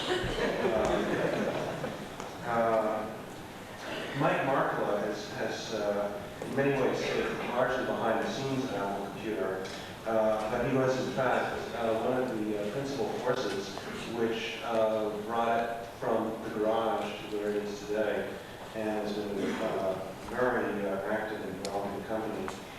He was appointed president and chief executive officer of Apple in March of this year, after having served as chairman of the board. And I have to say, it really is kind of a special honor to have you here tonight, because I really think that you're the most difficult person in the industry to reach. But I really understand, if you imagine if you have a concept of what extremely busy is, and multiply that by 10, you would get a sense of what the BCS offices are like during the week. But if you multiply that by 100, you would have a notion of what it's like at one of this place. So it really is a pleasure to have you here tonight. And Mike will be talking about making personal computers easier to use, trends in user interface. Thank you, John. First, I think I'd like to take issue with something that Bill Gates said. He was talking about a personal computer without the software was kind of boring. Well, I think the software without the personal computer is also sort of boring.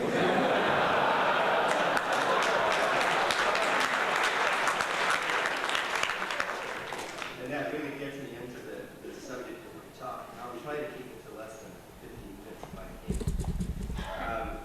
What I would like to do is, at least from Apple's point of view, talk about what we foresee as major trends in the future of the user interface for computers. And I'd like to separate my discussion into three areas which are kind of unusual when you talk about personal computing and user interface. They are the ergonomics of that situation, the technology involved, and lastly, the politics. Because I think that if we go down those three avenues, we can see what some of the trends might be. I'd like to just tackle them one by one. First, the ergonomic situation. One of the things that limits the growth of our industry today, and we are limited, is the amount of time that it takes an individual to purchase a personal computer to learn how to use it and do something useful with it. I think that's true not only in the business marketplace, but the home marketplace, education, and others as well. The ergonomics of the user interface include both hardware and software, and in truth it is the combination of the hardware and the software and the presentation of that combination that makes the use of the personal computer acceptable, pleasing, displeasing, a pain in the neck, or too much trouble, I won't buy one. We believe that something else that Bill Gates said is that an introduction made by Xerox recently, they call a star, goes a long way toward pointing the direction that the user interface has to take. What we mean there is that the user interface needs to be physically comfortable. Just having a keyboard is not good enough. There are many people who are very uncomfortable using a keyboard. There are certain individuals who cannot use a keyboard. The availability of pointing devices like the mouse that was introduced on the Xerox Star machine, and soft screens which are used on CNC machines. User touch-sensitive screens, which have been used for several years on CDC machines. All of these kinds of things, including the possibility, something I agree with John, of being able to talk to your computer, will have to be incorporated before the ergonomics of using the personal computing interface are truly acceptable to the broadest possible spectrum of users. I think that interface must also be intuitive, and at Apple we strive to develop new software which has as part of its design a set of assumptions that say this product must work if the user doesn't hardly do anything.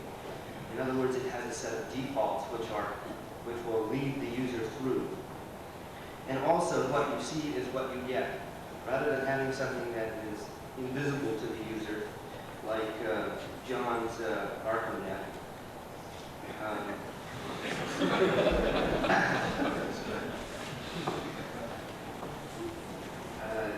To have on the screen or in the user's hands that which is really going on in the computer at that time. We believe that programs should be self-teaching, that using a set of assumptions, that the program should work initially and do something useful when the user fires it up. It then becomes a process of changing what that software does rather than creating the software in the first place. Still under the heading of ergonomics, we believe that the user interface should be indestructible. There shouldn't be anything that the user can do which will cause him great pain, such as losing 4 hours worth of data. We also believe that in certain instances, the flow of the application or the interface may need to be mathematically illogical in a programmer's sense of the word of logic, following everything down in precisely the manner that it follows one after the other. It's sometimes not compatible with human nature.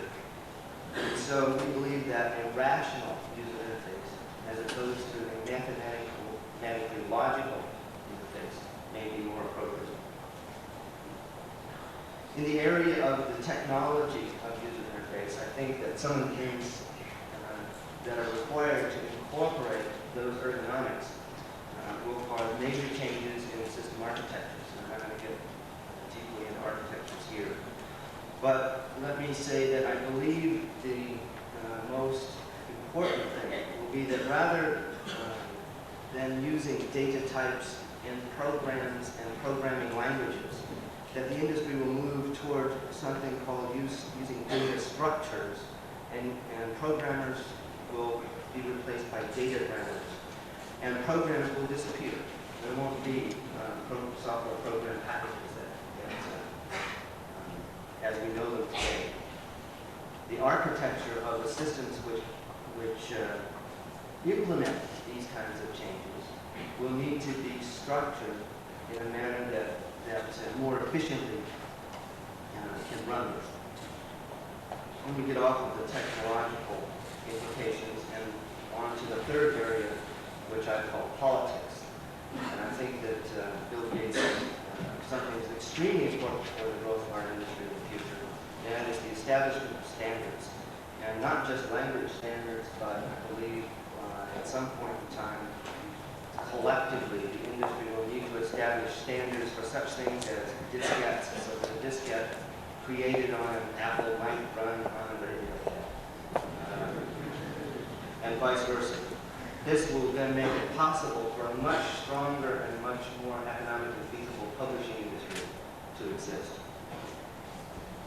Standards in other areas such as keyboards, the ability for a user who wants to use VisiCalc on an Apple and then move over to an IBM machine or another machine is severely limited because the keys are different and they're in different places. And as our industry matures, I expect that we will establish standards committees and come up with keyboards that are constant one to the other, disk interfaces that are constant, and languages that can be truly transported from one system to the other. Also in the area of politics, and here's where I get to say something that I think will be considered controversial, is subject of software protection. We have today in the industry significant sums of money being spent by software developers, by hardware manufacturers, by users, and by the legal people in trying to come up with a way of completely protecting software so that it doesn't get copied and the value of the effort that the developer put into it reduced as a result of those unauthorized copies. The thing that I'm going to say that's controversial is I believe that software protection will eventually, and I hope the sooner the better, go away completely.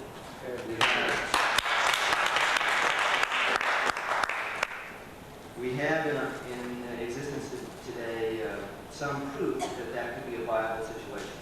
All of the publishing businesses that I'm aware of, we have a copyright system which works. Even in the music business, we have things like ASCAP. Those industries operate on the premise that the contents of what is published does not determine the value, but rather the cost of manufacturing the media which is used to distribute it, and the cost of distribution determines the value. And I believe as our industry matures, as the volumes get large enough, that we will head in that direction. And I feel I'd rather spend those development dollars on developing some of these new user interfaces than on trying to figure out how to keep some of you people from ripping off somebody else's software.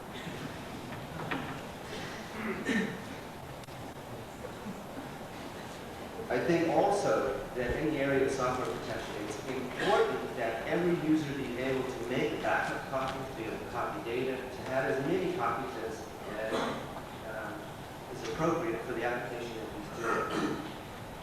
And so I think that that is a controversial statement, and I'd like to at least say from Apple's point of view that we will work as diligently as we can to try and eliminate the situation that we call today software protection.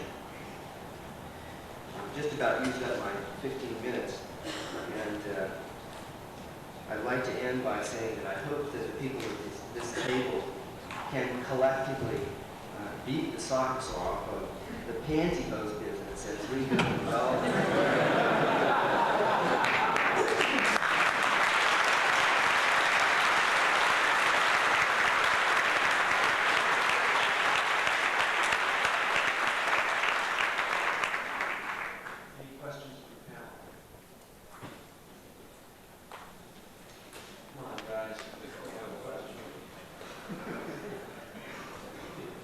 Don't you think a hardware manufacturer should put in a mechanism for protection that if authors still want to use it, that they should be allowed to do so?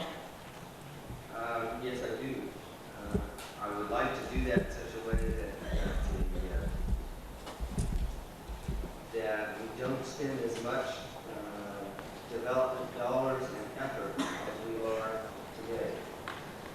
The cost of providing software protection, I think, is very great. I think for a young industry, I think those dollars better be spent on developing better products, more applications that are user interface. There are opportunities where it is mandatory that software protection be made available. It doesn't have to be totally brain-proof. But there are two instances. I'll give you one, and that is where there's a liability associated with the use of the software. For example, if you're an accounting firm, and you're going to provide audit software to a client. That client, you then put your stamp of approval as an accounting firm on that client's use of that software. If he gets in and modifies the software, then you're in a situation where maybe he gets the wrong answer, you put the stamp of approval, and you're liable for that situation. So there are certain instances where software protection, I think, is appropriate. In those instances, the cost should be borne by those particular companies that it must have. You're only 9.5 minutes, so we can take another question. I'd like to ask Mike to just clarify a point that he made about the value of software. It's my impression that the value of software is not dollars that either went into developing it or the cost of the media, but the value to the end user, which is sometimes difficult to measure. You made a comment that I think was at variance with that. Yes, Today I can go down to the local pocketbook stand, and in paperback, for some price in a very narrow range, from a few dollars to something less than 10, I can buy a paperback book that would be considered by some people to have a tremendous value in its content. For example, the Radio Engineer's Handbook, which has, to me, a lot of value. And yet, for the same price, for the same amount of money, also in paperback, I can buy a Western mystery book, which to me has almost no value. And no matter which way you look at it, whose side of the fence you're on, and maybe you think the Western mystery is worth more than the Radio Engineer's Handbook. But the price of those books is not a function of the content, the literary content inside it. The price is a function of how much the paper costs, how much it costs to print it, how much it costs to put it on a truck and move it to the location, how much it costs to store it on that shelf and present it in a way that it gets sold. And I think that our industry will gravitate in that direction.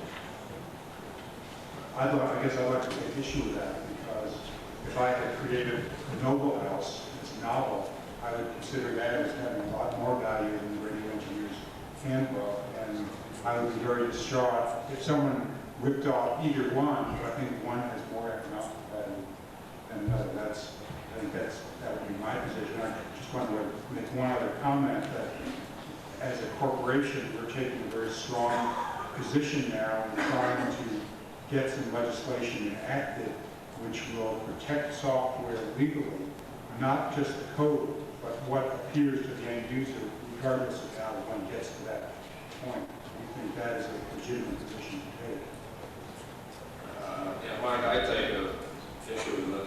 I think the one most major cost in software that has not been mentioned at all that makes the software industry different from books and records and tapes and not supporting the user is until you reach your idyllic situation where using a package is as easy as reading that Western novel, software is not going to be sold based on the price of media. Some of the software in existence today costs a very great deal of money to support. For example, some of the accounting packages, how good the documentation is, end up costing 10 to 14 hours of time to train the user on how to use them. That is very, very expensive. I agree that in the case where there's a great deal of support, that there's a cost associated with that. There's more than one way to receive the revenue from that support. It can be done if you use an hour support, you pay for an hour support basis. Or it can be bundled into the initial cost of the package, which is the way we do it today. The other piece is that I was asked to talk about what I see in the future, and I didn't pick next year. I picked about 10 to 15 years from now. I think we'll be lucky if we can achieve the kind of standardization and elimination of software protection as an industry in a 10 to 15 year period. I'm just hoping that we can move along in those directions. Thank you. Maybe you can come next year. August 12th, 1981, may be remembered as the day the personal computer industry stood still. This was, of course, the day that IBM announced its entry into the personal computer market. And it was, in fact, the day the Boston Computer Society stood still, because we all were saying, oh my God, we don't have anyone from IBM on our panel. And very quickly started working on. But the reason why I say this is that there was quite a bit of speculation in terms of standing still, that people, I think, really stopped to give a lot of consideration as to what really is the meaning and impact of the 8th largest company in the United States, I think that's correct, entering the personal computer market. And a number of reports have come out and articles that have varied from sort of very non-committal kind of response to predictions that IBM will devastate the world and take over the industry and leave everyone behind in the dust. But now that the excitement has settled down, it's clear that the outcome will probably be somewhere in the middle, that IBM definitely is going to have an impact on the personal computer industry, and it really remains to be seen exactly what that will be over the next couple of years. Philip Estridge is the Director of Entry Systems Business from IBM in Boca Raton, Florida, and has been the mover and, in fact, the creator of the IBM personal computer. So he is the world's leading authority on IBM personal computers. And really very happy that he was able to be with us tonight. And he will be talking on the next steps for personal computers. Thank you, John. Good evening, everybody. First, I want to start on a personal note. I'm extremely pleased to learn that the IBM 1401 put Radio Shack in the computer business. I had no idea we were doing that. The other is that I've been wanting to participate personally with personal computers ever since the day that Popular Electronics published its issue with the Altair on the cover. I wasn't playing poker.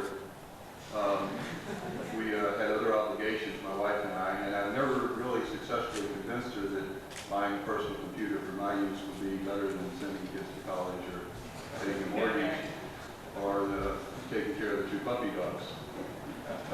In fact, when I brought one home and put it on the dining room table, her first question was, will you be able to get that thing off the table by supper time?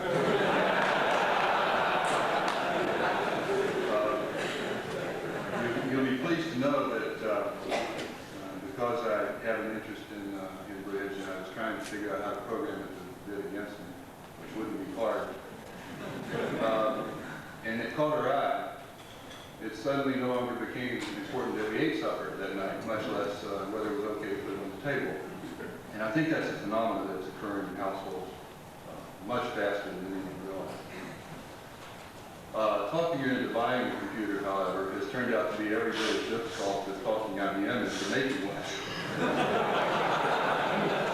Anybody in the room who is with IBM or has had any experience of working with us or our customers know that there can't be a creator of a personal computer or any other product in IBM single-handedly. It takes literally hundreds of people. And although I appreciate the compliment, and I certainly would like to claim that, there are lots and lots of people who put in lots and lots of hours, I'm sure you realize, to do that. Talking about the future is particularly difficult for IBM because we don't talk about the future even if it's 1 minute from now. But I'm going to take a crack at it because I think it's something that warrants it. I would caution you that everything I'm going to say is my opinion, as optimistic as I might be, there isn't any way I can move the corporation faster than get as I would like to move. The point of view I'd like to start with may seem a little bit obtuse, but I'll eventually get to the point. I timed it, and if I read it carefully, it'll take me 8 minutes, and so you can relax now. Key to selling a book is its title. For example, books on the obstacles that still face women as executives or managers in corporations might be titled, "You've Come a Long Way, Maybe." And some of us feel that way about IBM with the announcement of the personal computer. A lot has changed, and we plan to change with it. Certainly the organization that produced the personal computer is dramatically different than what you might have expected from IBM in the years past. Certainly the speed with which we produced it was quicker than we would normally do it. Just prior to our announcement, Chris Morgan, the editor of Byte magazine, wrote an editorial in which he said the amazing thing about the upcoming IBM personal computer announcement is that it exists at all, much to our chagrin. And I'd like to spend a minute on that thought because to me it is really something quite interesting and for IBM I think signals the future. We started the project just over a year ago in terms of this particular project. many projects were started that didn't come to the market in this area. It was inevitable that one would make it because the cost of computing kept coming down, and our interest in this kind of a computer continues to grow, and so somebody in the company was bound to get lucky sooner or later. I think more important than how long it took us to build it is what we did in order to build it, because I think that's really something that is inherent in the way we're going to look at the future. And that is we listen. It may not sound like very much, but it's very hard to listen when you're inside a big corporation. It takes a long time for information to leak in, and it gets filtered. And it's very easy to become convinced that your office mate is the representation of the rest of the world, just as it would be easy to believe you all are representative of all the purchases of personal computers, and we know that you're not. You're clearly head and shoulders above the general buying population. We listen to dealers, to personal computer users, to consultants, to software developers, and to our own people who had personal computers. May sound like heresy, but some leaked in. Some of what we did to build this product was based on some very sound business decisions in the make-or-buy area. It doesn't make any sense, it would not have made any sense for us to make a microprocessor when there were perfectly good microprocessors to choose from. It would have made no sense to make diskettes when perfectly good ones existed to choose from. And by choosing to make them rather than purchase them, all we would have done is delay the project, probably not significantly improving the situation. Some of what we did was based on a simple, self-evident fact, and that is that everybody else sitting with me at this panel had established what was necessary to enter the market. And to enter in an abnormal way would have been crazy. And some examples of that I can give you are Microsoft Basic. I can't imagine anyone coming out with a personal computer without it. Microsoft clearly has earned a reputation, and to try to set a different standard would just not have worked. Vendor logic and RAM has reached a cost level where it doesn't make any sense to try to do anything except use it. Vendor I/O is almost at the same level. And color, sound, graphics are things you have to have, or else you're not a personal computer. It's just that simple. And so emulation to us then became a form of flattery, and something you might have thought would have been a problem to us because we didn't introduce our own technology actually was a blessing in disguise, because what it let us do then is focus on the system architecture and concentrate on three very important ingredients: quality, performance, and ease of use, which we think are crucial to the future of personal computers. Today we live in a fiercely competitive world. The IBM product line proliferates. At the press conference announcing the personal computer, there were dozens of questions asking about does your personal computer compete with some other IBM product, and the answer is it may, or it may not, depends on who buys it. But that's okay. There are certainly more computers and computer manufacturers now than there were 10 years ago, or even 5 years ago. The demand for product exceeds the capacity of the entire industry to provide it, and sales in every area, as far as I know, are running ahead of everybody's projections. The worst thing you can try to do in this area in the market is predict what's going to happen in terms of sales. It just seems to make a laughing stock of those forecasters. I believe another thing, and that is that history will record that we as individuals and we collectively as a society owe a debt to the pioneers in the field of personal computing. Some who are here at the table with me, some who have recently appeared on the cover of popular magazines, and they earned that reputation by the School of Hard Knocks and at great personal risk. And without trying to be too corny, just as our forefathers blazed the trail to the west, these pioneers blazed a new trail, one of personal curiosity, personal creativity, and personal productivity, and they found a new pot of gold, which was our individual minds and how to apply it. I don't think any tool, any machine has come along which lets anyone apply their mind to a greater extent than the personal computer. I think the personal computer will prove to be an excellent vehicle for testing some very demanding end-use application environments in the coming decade. Speech, both in synthesis, which is going on now, and recognition, which is being attempted, and I'm sure will proceed faster than we expected to proceed. I don't expect it to take the rest of the decade before you can talk to your computer. I suspect it will come faster than we can learn how to talk to the computer. It will really be embarrassing if you say I don't understand it. You all, perhaps. The applications for video disc, I think, are almost mind-boggling. The idea that you can use the video disc medium and combine it with the power of the computer, both for computational purposes and for logic purposes, and then merge the output of both into visual presentation and then use the sound associated with the recording on video disc, is something I don't even believe we've come to understand what to do. I think it will take a lot of work and a lot of people's efforts, but I think it too will come faster than we expect. And finally, in the area of communications, I think the attempts today at cable information systems, telephone information systems, databases are just the tip of the iceberg. And both information access via computer as a terminal or shared access via a local shared network are going to come much faster than we're prepared, I think, to understand them as technologists. I don't think the consumer public will have any trouble at all understanding it.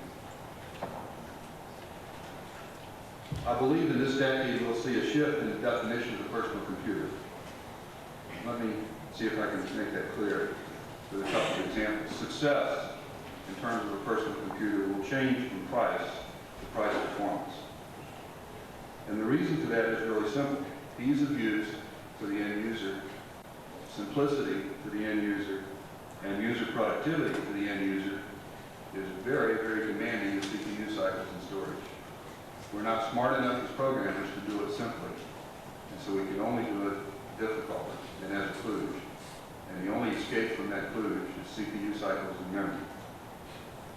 Programming is simply cheaper, quicker, and easier if you don't run into the walls of the computer every time you try to do something. Particularly if you're not sure what you're trying to do. Several university scientists in the computer field have predicted that the compute power installed in personal workstations in the 1980s will far outstrip industry expectations, and I think they're right. I think there will be more installed compute power in terminals than there is in mainframes.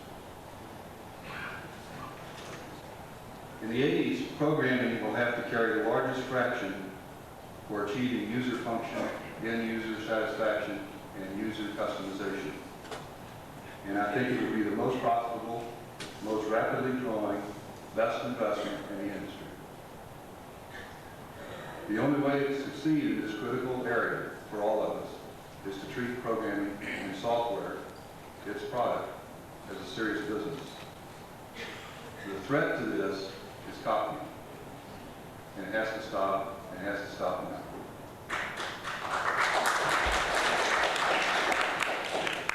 You can put hardware in the machine to make it difficult to copy, but then you can't run shared logic networks. You can put hardware in the machine to make it difficult to copy, but then you can't use hard files easily. So technical solutions make software harder to use, exactly counter to what we're all trying to do. You can ask customers to sign registration cards, and you can refuse to give them your product unless they do. That makes no sense at all if you're trying to sell your product. And expecting the wife to know the serial number of the machine at Christmas time is going to result in the sale of a Betamax.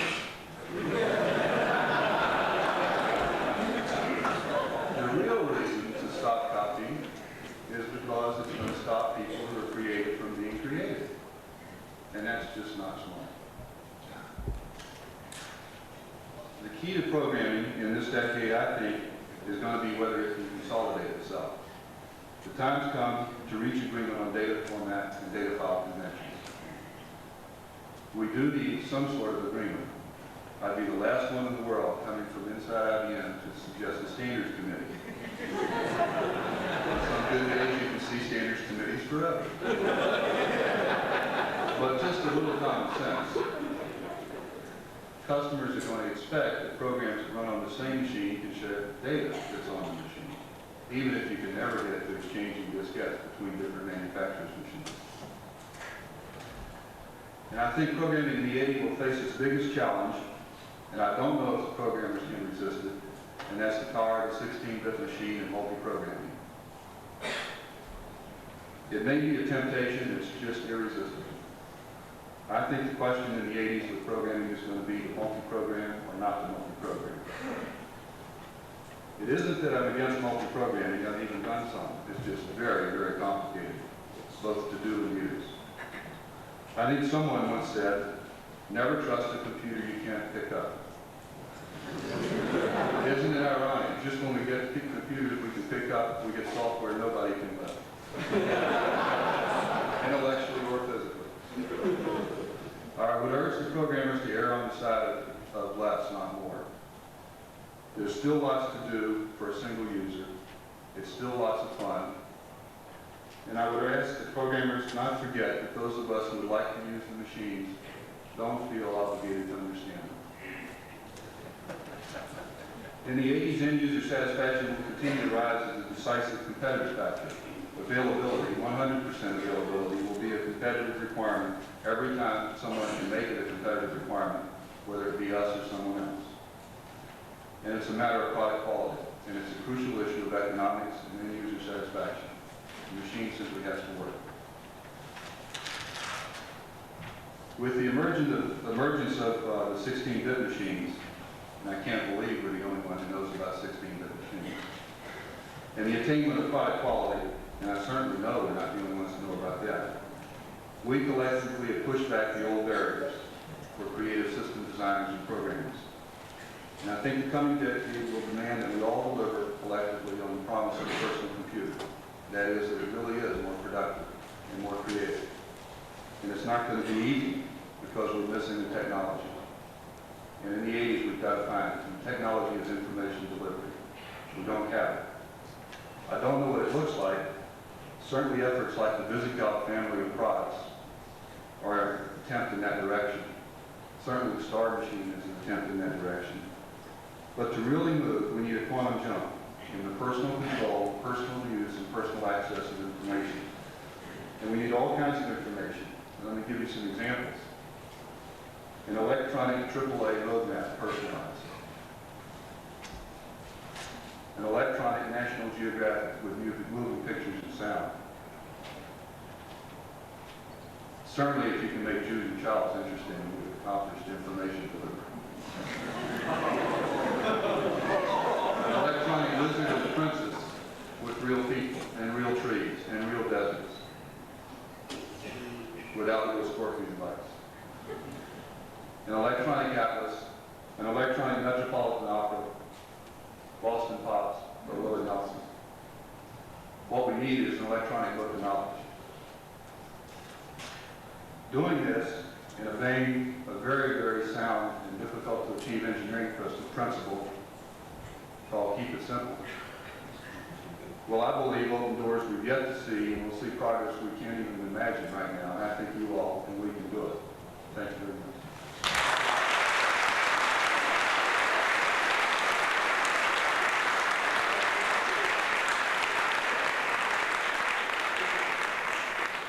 A really quick question. Okay, well, let's just move on to our last speaker. It may come as a surprise to you. It was a bit of a surprise to me, and I hope my figures are accurate. But the #1 selling personal computer in the world does not come from Radio Shack. It doesn't come from Atari. It doesn't come from Apple or Commodore or IBM, but from a company in England called Sinclair. The Sinclair routing section.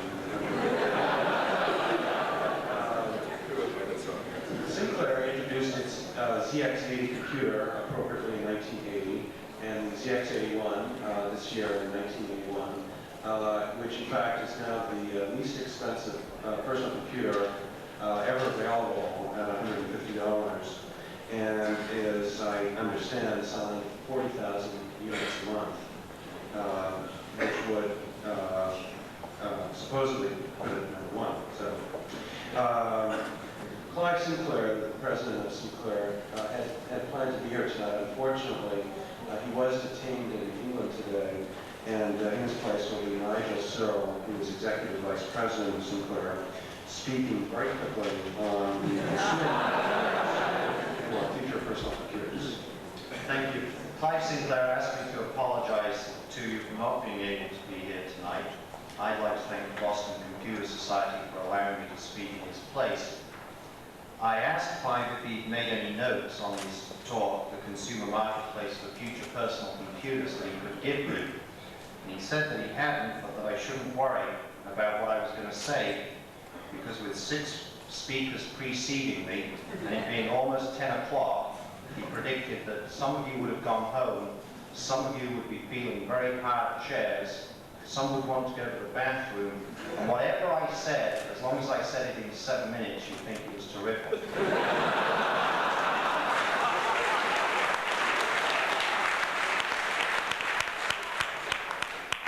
So here's what I'm going to do. I'm going to talk for 7 minutes, and if you think it's terrific, I'll stop.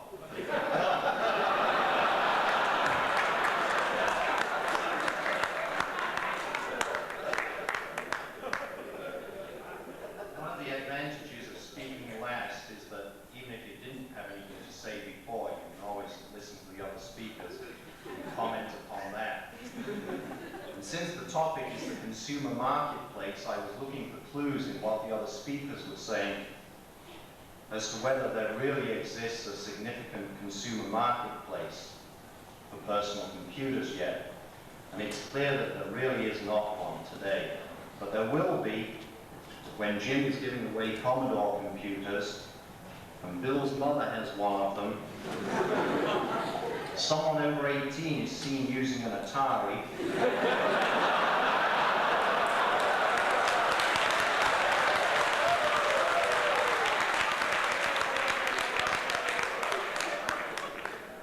Most personal computers really are manufactured by the Nagasaki hardware company.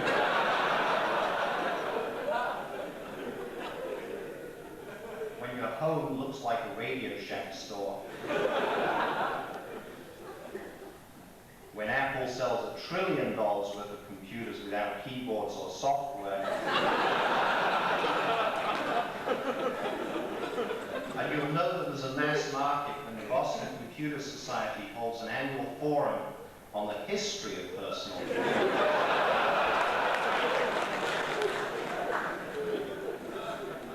I'm really sorry to see that there are so many of you here tonight, even more than last year. Because if we were doing a good job of making personal computers that satisfy your needs, you'd be home using them instead of trying to figure out from what we say what's going to come in the future. My definition of the consumer marketplace and when it exists is when there are large numbers of people using computers on an almost daily basis, and those people have neither special needs nor special skills. By that definition, there clearly is no consumer marketplace today. We sell a lot of computers at a very low price, but they're selling to hobbyists, to engineers, to students, and even those people who are using them for ordinary everyday things like home finance, those are people with technical backgrounds, by and large. The consumer is still at the stage of asking, what will a personal computer do for me? And although we can point to applications, very good applications that computers are being put to today, they're not applications that are going to interest the mass market. The answer lies in the area of communications, electronic services, databases, networks, whatever you want to call them, and several speakers have made reference to them. The personal computer will become a mass market item when it has a communications capability.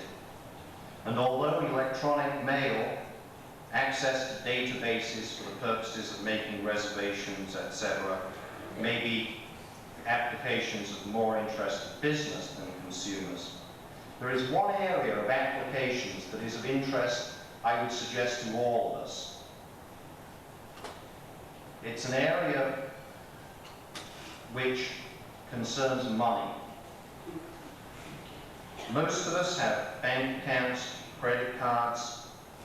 We have financial transactions with the utility companies, with the telephone company, and we all have financial transactions, just about all of us, with the government. Some of us give money to the government, and the rest of us get money from the government. But every one of us, I would suggest, in one way or another, has a financial relationship with the government. Whether it's taxes that we're paying, student loans that we're receiving, entitlement benefits such as Social Security. It's my belief that the most useful development of the personal computer lies in this area. The technology exists, or will exist, very shortly. I think the motivation can be there. We can all save an enormous amount of time and money if we don't have to write out any more checks, if we don't have to receive a bank statement at the end of the month, if we don't have to receive bills from the utility company and send them checks, if we don't have to have professional help in completing an income tax return. But the question that bothers me, and I suggest it's a very serious question, is will it happen?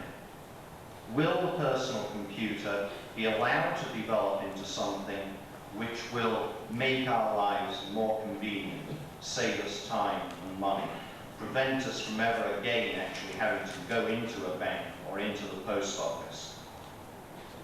I think it could, I think it would be desirable for it to happen, but I'm very much concerned that it will not happen. As you're all aware, there are many special interest groups who believe that the consumer needs to be protected from computerization. There are legislators who are scared of change of any sort and of computers in general.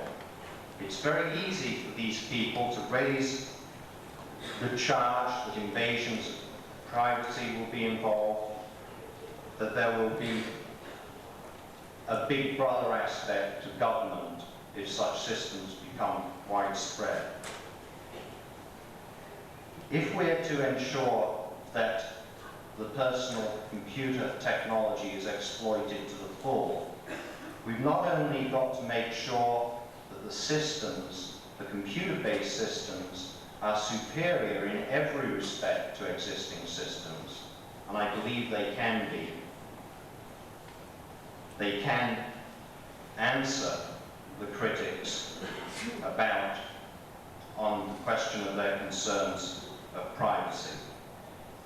But the task is not only to make the systems better, but to realize that we've got a lot of work to do to convince people that they are better. It used to be the case that new technology was rarely held back. There was no problem of any significance with the development of the automobile and its introduction to the wider public, no problem with aircraft, with telephone, or any other piece of technology you care to mention.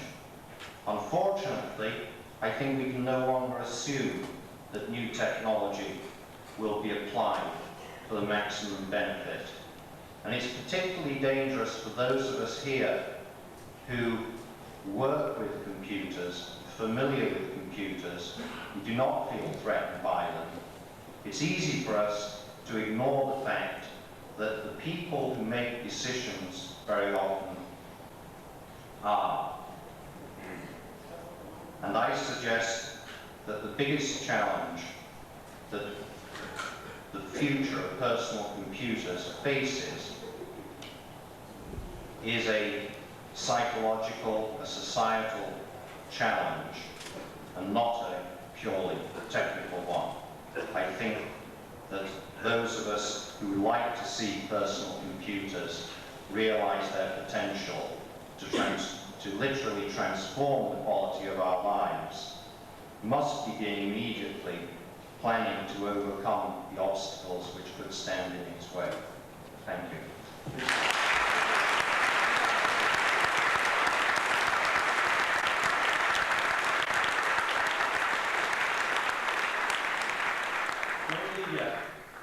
Just another couple minutes, and you can, any questions from? Want to make sure that you all realize that this was sponsored by the Boston Computer Society, and I would like to ask something of you. I would like everyone here who is not a BCS member to raise your hand. Okay. Now, I assume that those of you who didn't raise your hands are BCS members. I would like you to turn to a person who raised their hand and give them 5 good reasons why they should raise their hand. And I would like you to stay with them as they walk down the stairs.